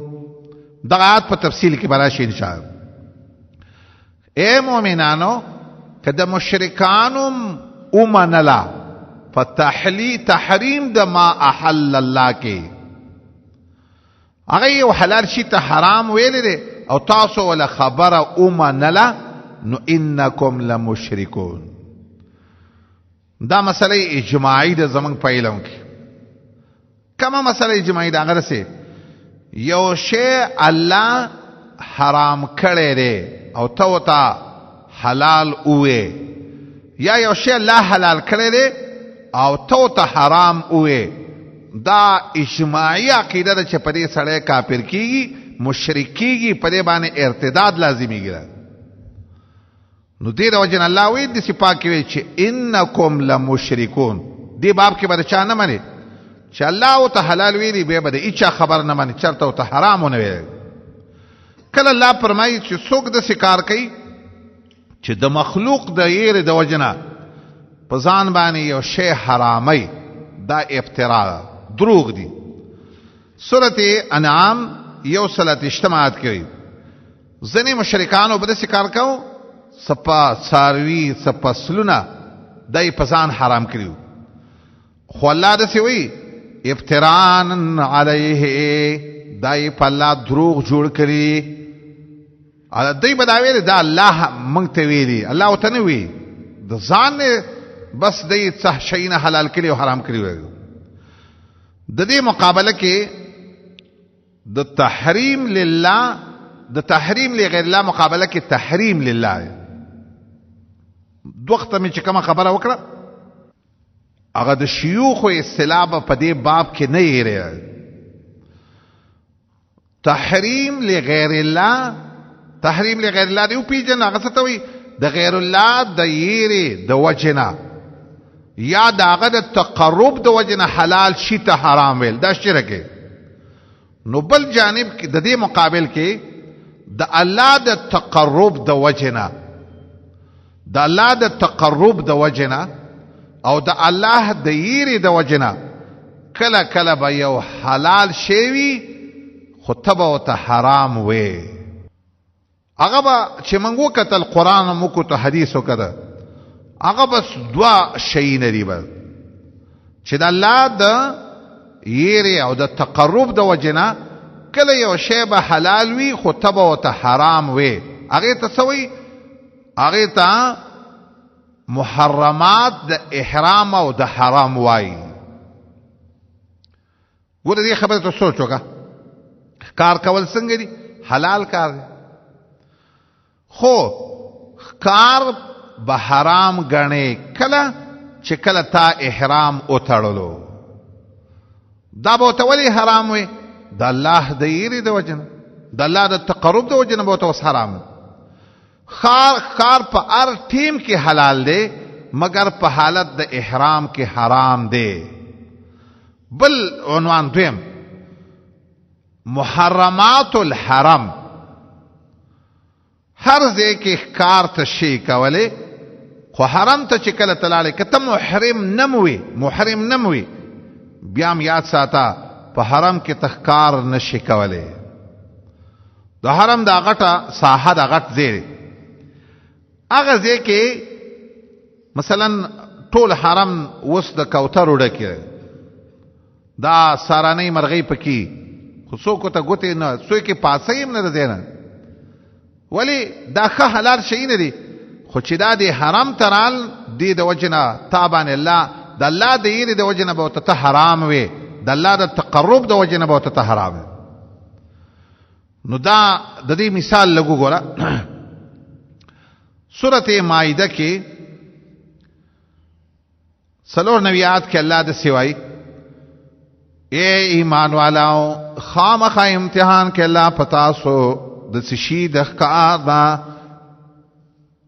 چې ورسی با تاسو لاسونه او نیزه تاسو به نه کوي دا کار به نه کوي دا امتحان د باندې الله ولی کوي چې الله کار کوي مې يخافه بالغیب څوک د الله نه یریږي په غیب باندې په اخلاص باندې دا شیخ حلال دی په نور وخت کې خو دی وخت کې حرام شو په کوم وخت کې په حالت د احرام کې یا په حالت د حرام کې نو تحریم لغیر الله به نه مني او تحریم لله به مني دا ستاد ایمان دلیل دی ستاد ایمان نه کوي دویم نوع د شرک اعتقادي نظر لغیر الله نظر لغیر الله دې کې هم دوه خبرې یو به نظر لله دا توحید دی دا ایمان دی او دویم نظر او منختره د غیر الله لپاره دا شرک دی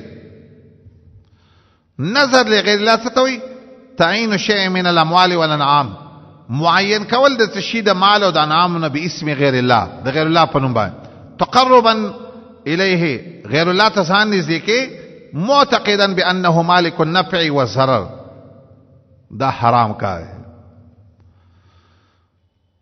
ته چې هر یو شی په ځان باندې لازم کې د چا د پاره د غیر الله لپاره پلانکی بابا په نوم باندې می دا ګډ منلې او هغه ته ځان نږدې کې استاد هغه په باره کې دا عقیده ده چې پایدم ما تشیر رسولې په دې نظر او چې نظر ولونه کم ضرر امر رسي نو دې ته شرک وای کم شرک فعلی کې کم څه نظر لغیر الله قران نه شمالي یو خلا دې ته حرام وای دا کار غوري حرام دی کم ځکه وی سورته بقره کې وی انما حرم عليكم الميتة رستوي وما احل به لغير دا حرام دی نظر د غیر الله چې په یو شي کې راغې نظر د غیر الله دا حرام شو او دا د امت اجماعي مسله ده ټول امت په دې باندې قائل دی چې نظر د غیر الله چې دی دا حرام دی زمونږ د ملک یو مسله ده ډیره یو خو په خوا چا به ګډو منو د غیر الله په نوم. چا به غنم دانې، چا به مالګې منلې، چا به تیل منل. زاغې باره کې خو اسانه خبره وه، اسانه داسې وه چې دا ګوتې ورنوړې دا حرام دی. خو ډېر خلکو د اولیاءو په نوم باندې ځمکې نظري کړي دي. دا سی ویلي چې دا مې د پلانکي ولی د وجې نه دا ځمکه تاله د هغه په نوم مې منلې وه، تاله مې هسې درکړه. زمونږ ځاله په دې کې ډېر دا چې دا خلک به څه کوي، لږ ډېر خلک د مرزادي ولی دی علاقه کې ولی تېر شوی د هغه په نوم باندې ځمکې منظور کړي دي، نظر کړي دي، او چا څه اوس ورسوي. نو دا خو نظر د غیر الله دی. نظر د غیر الله نه خو پیدا اخیستل حرام دي او خو شرکی او خو ناروایی لګ. نو دا ډېر یو عجیبه مسله ده په دې وسوک.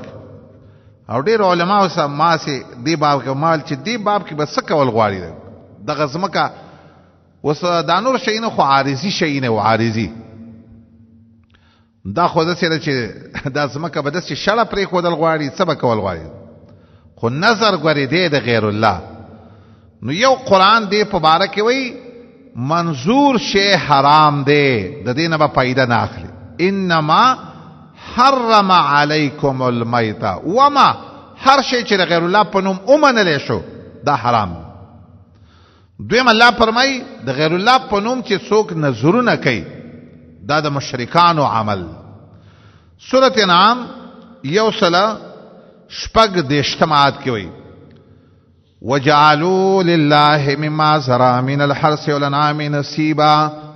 ځینې خلکو په فصلونو کې په څاروو کې حصې مقرر کړې وي د غیر الله د الله دپاره، ویل هذا لله بزعمي، هغه هم د خپل خیال ما خو هذا لشرکائنا، هذا لشرکائنا. ګوره دا غیر الله په نوم منښتې کول دا خو د مشرکانو عمل دی، دا کار مه کوئ.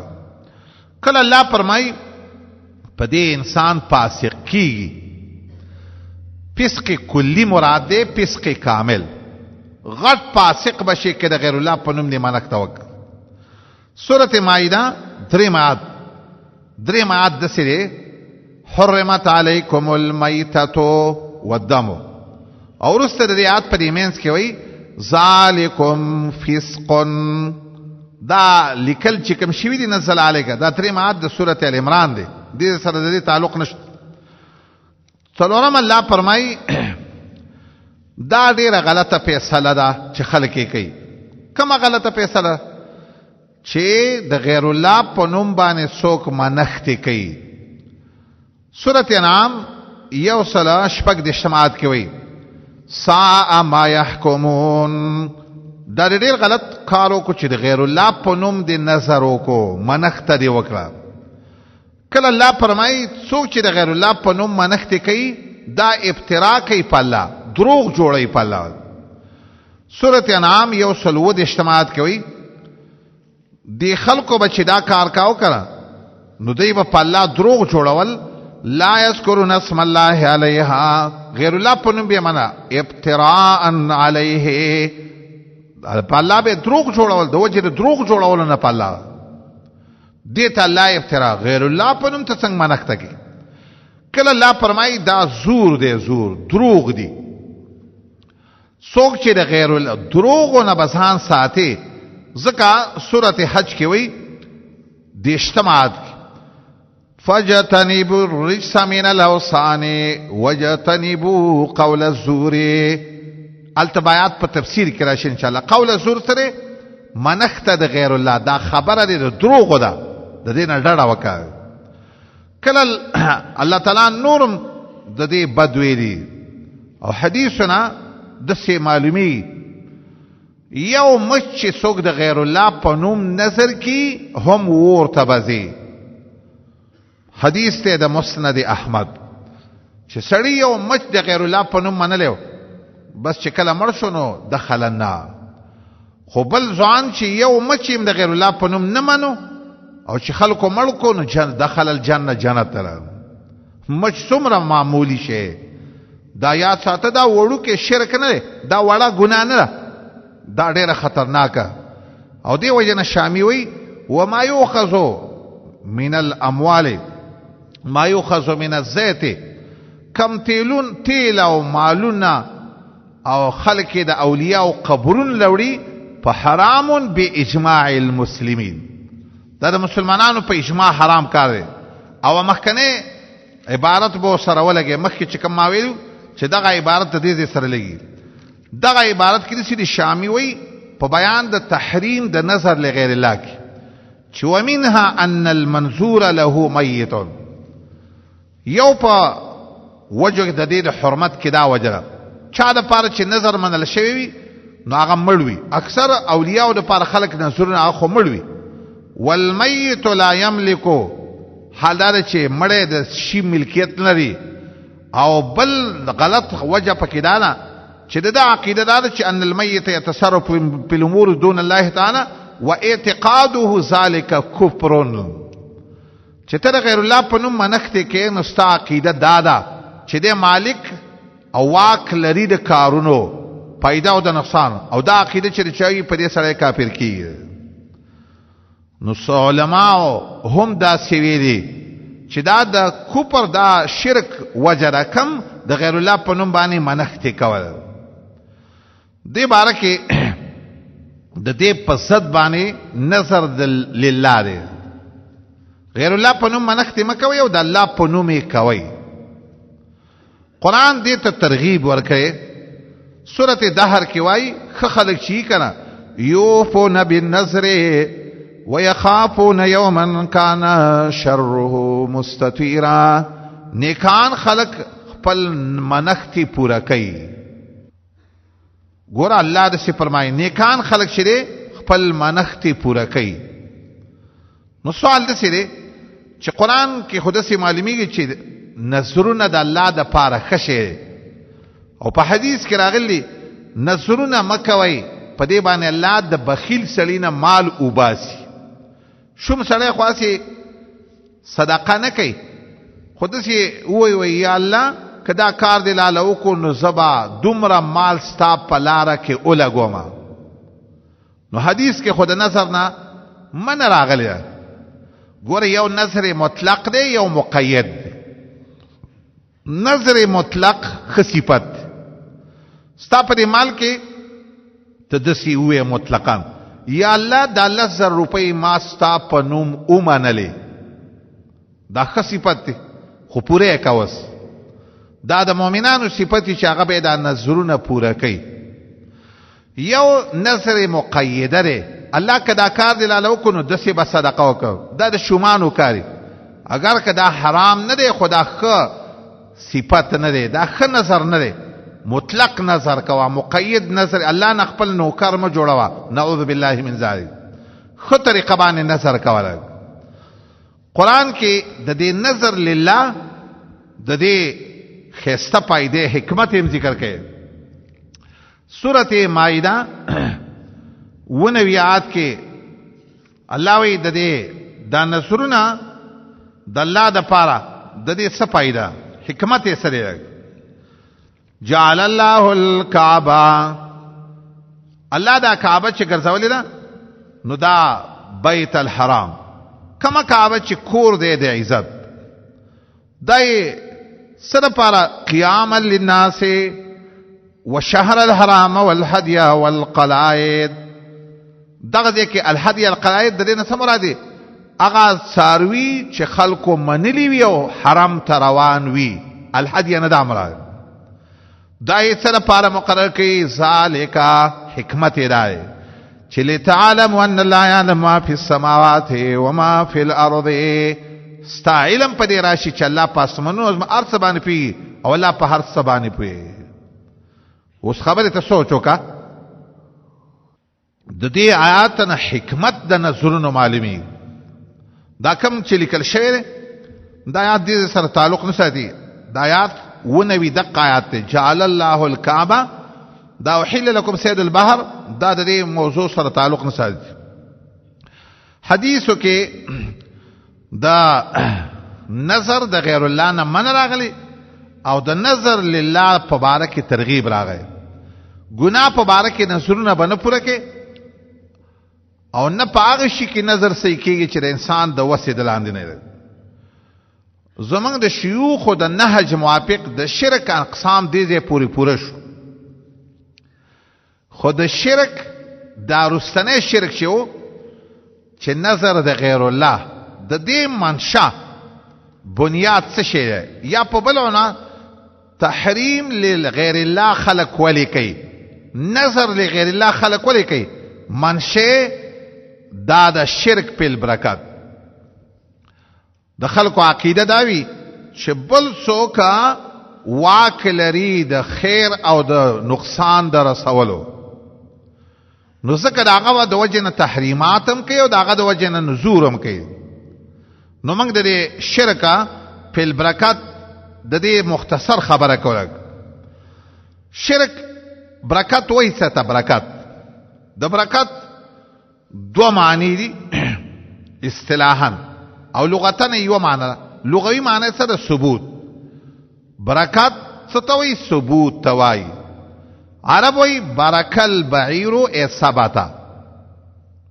شرعاً دو معنی، یو بقا او ثبات. یو معنی دا یو ده، دا دوانه یو معنی. او دویم کثرت اثار الفاضله، ډیر خیرونه ورکول. خو چې تی ار یو معنی اخلي دوانه په الله پورې خاص دي.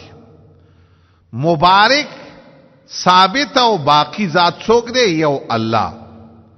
خیرونه ورکول څوک ورکوي؟ دا هم یو الله ورکوي. دی وجنه د برکت نسبت چې غیر الله ته کې په صيغه د مفعول سره به کې، په صيغه د فاعل سره به نه کې.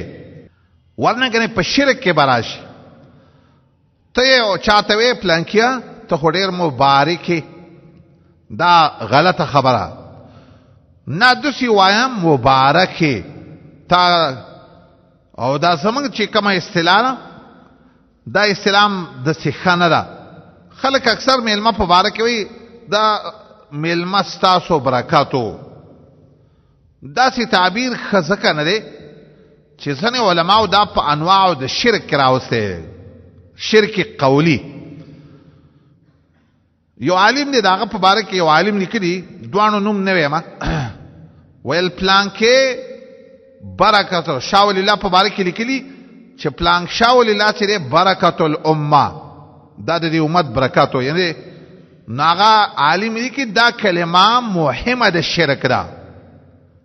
د سیموایا د سی اوایا چې د شرک نه پاکه کلمه ستاد وجن الله منګله برکات او خیر راکو. لکه په بخاری کې به تاسو ان شاء الله راشي. عائشه ته اسید ابن حذیر ویلو لقد بارك الله للناس فيكم. ستاسو د وجنه الله په خلکو کې برکات، خلکو له ډیر خیرونه ورکي. دا تیموم چې ولی راغله دا د ابو بکر د آل د وجنه په دې امت کې راغله. خود سي ته کې ویلې بارك الله للناس فيكم. دا سی وی اگر که په ځینې مزینو کې د سی تعبیر هم راغله چې ما هي باول برکتکم، خو هغه نور الفاظ په دلالت کوي چې مقصد یې داسې وو. نو دا کلمه چې ته وې نو پاکه خبره کا، برکات ورکول والا ذات الله دی. دا سوایا میلما یا پلانکی ستاسو د وجنه الله منګله دا خیر راو. دا ټکه موایا کلمه زمون کور ته راشي د برکت د پاره. دا خبرم خراب، دا وهم د شرک پیدا کوي. دا ځکه یو لوی شان والا سره کوي ک محمد ولی نبی صلی الله علیه وسلم هغه برکت شاله نشي ورکوي. دا سوایا زمون کرناشه استاد وجنه کې دي شي الله موږ له خیر راکړي، موږ له برکت راکړي.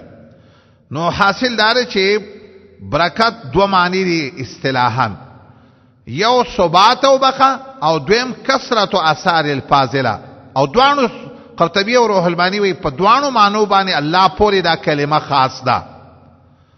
او غیر الله ته چې نسبت کیږي نو په یو لحاظ به الله ته چې نسبت کیږي په بل لحاظ به.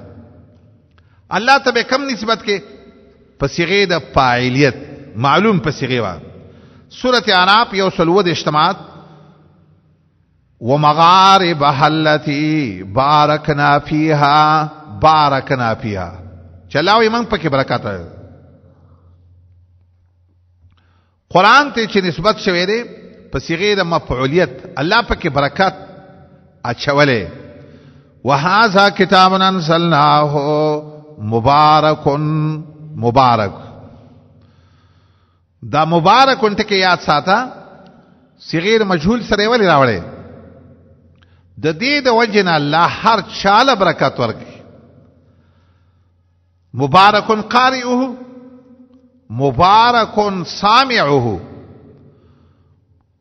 او وین کم برکتی وی اوریدون کم برکتی هغه چې ولستل کی پکې هغه مبارک هغه کله چې قران پکې هغه مبارک کما زمانہ کې چې قران لستل کیږي هغه مبارک نو مبارکون قرآن مبارک کتاب دی او دا چلا ویلی دی دی الله رښتیا وای کله چې غواړي چې الله زما په علم کې برکت واچي د قرآن د وجه نه بستا په علم کې برکت لګي قرآن سمي زکه بس رب العالمین به تا ته هر یو علم آسان کی زکه دا مبارکون د کتاب دی نو یوازې علم نه هر شي کې ته برکت غواړي دا مطلق برکت حاصلولو لپاره قرآن مطلقاً ذریعہ هذا کتاب انزلناه مبارک ذکر دې عدلان دي نشاپوری رسیدي کی هغه وای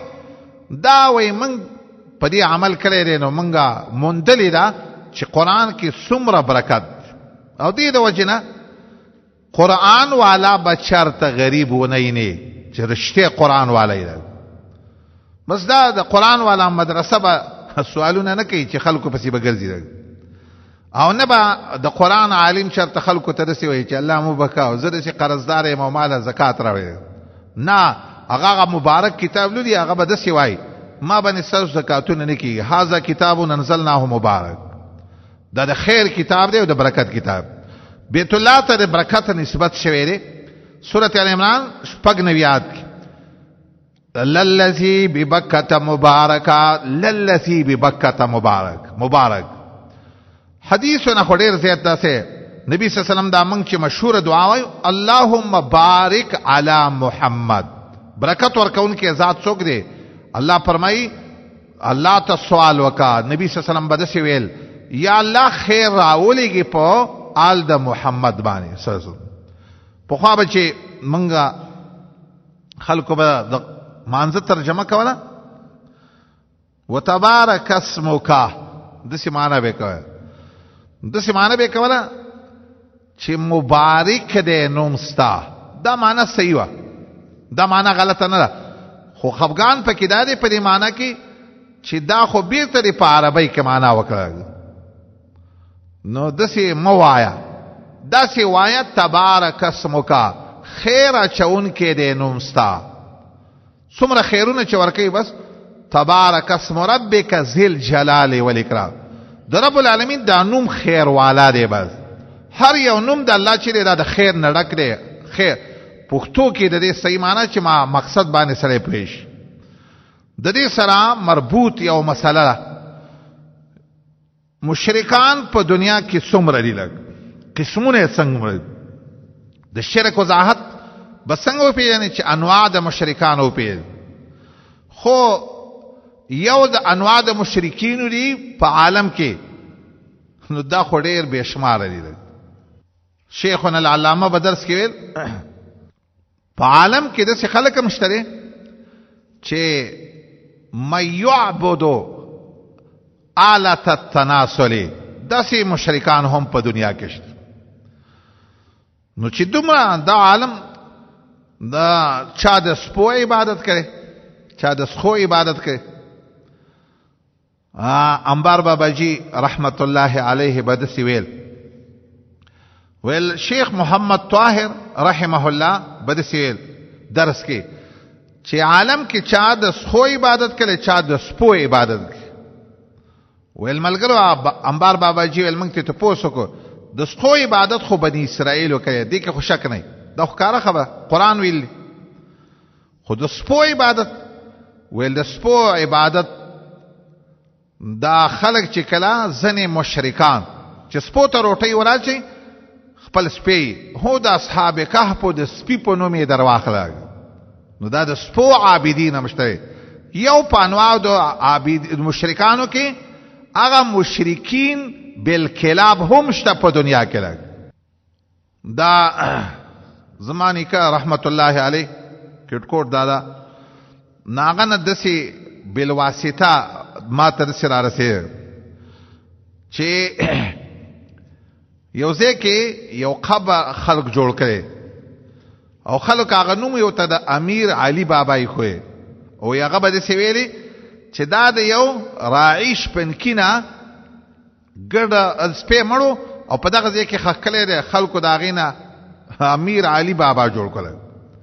نو په عالم کې بس قمقل خلق ځکه مشرک چره دا د ټولو نه قمقل انساني لګ ته لګ عقل وجنګ وکنه علی د کوپینا سرنګ پرې دومره دا کې د باجوړ غرونو سر تر ورساول خاصي عقل په مشرک کې نه لګ. نو دسی مشرکان خو په دنیا کې ډیر زیات، خو موږ صرف د هغه مشرکانو باس وکړو چې قرآن کې باس ته بس.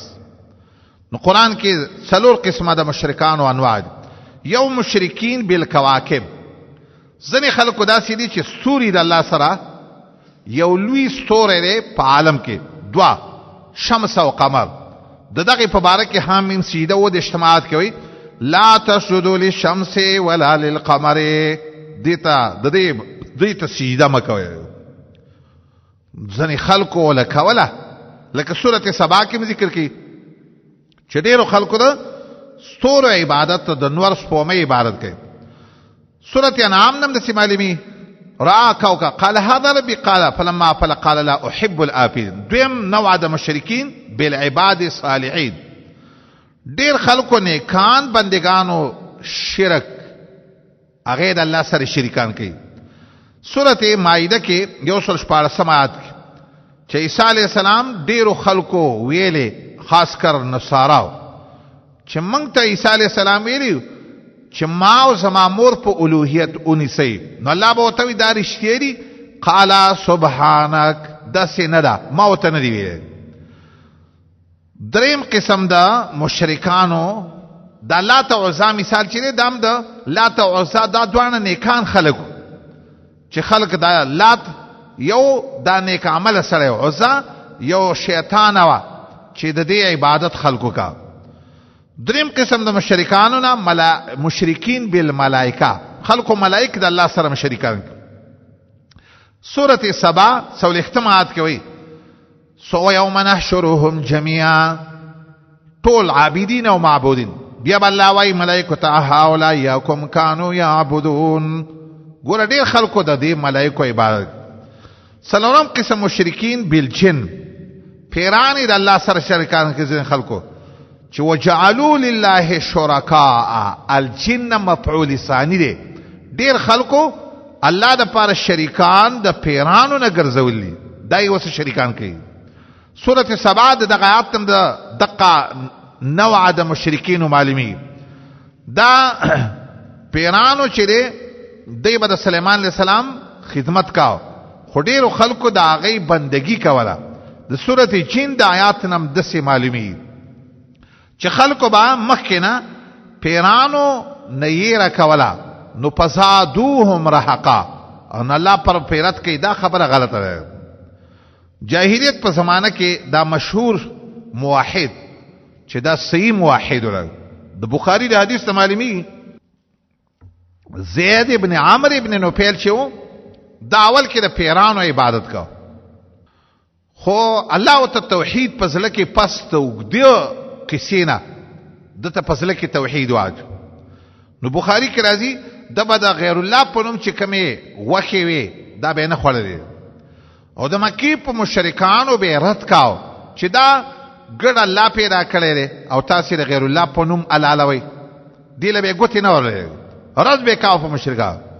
او دی مشرکانو ته به د سیویلې چې ترکت اللات والعزى جميعا كذلك يفعل الرجل البصير یا صبور یو معنا دوام زه خو نه لات منم او نه عزا یو پیری وای دغه سي صابر سره په سم دین باندې دغه سي کار کوي نو فلل عزا ادین ولا ابنتيها ولا صنم بني غنم ازورو زو زامب عبادت نکوم لا ادینو لا اطيعو دغه اطاعت نکوم او نه د دوو لبنتيها داغه چې کوم بچی دي نو داغه او نه د بوتانو د بني غنم قبيله ز عبادت ولا هبلن ازور وكان ربا لنا في الدهر از حلمي صغير حبل بابام زنه منم دا هغه وخت ما عبادت کاو د دې چې کله زما عقل کمزوري دا یو خصم واحدو خسته سره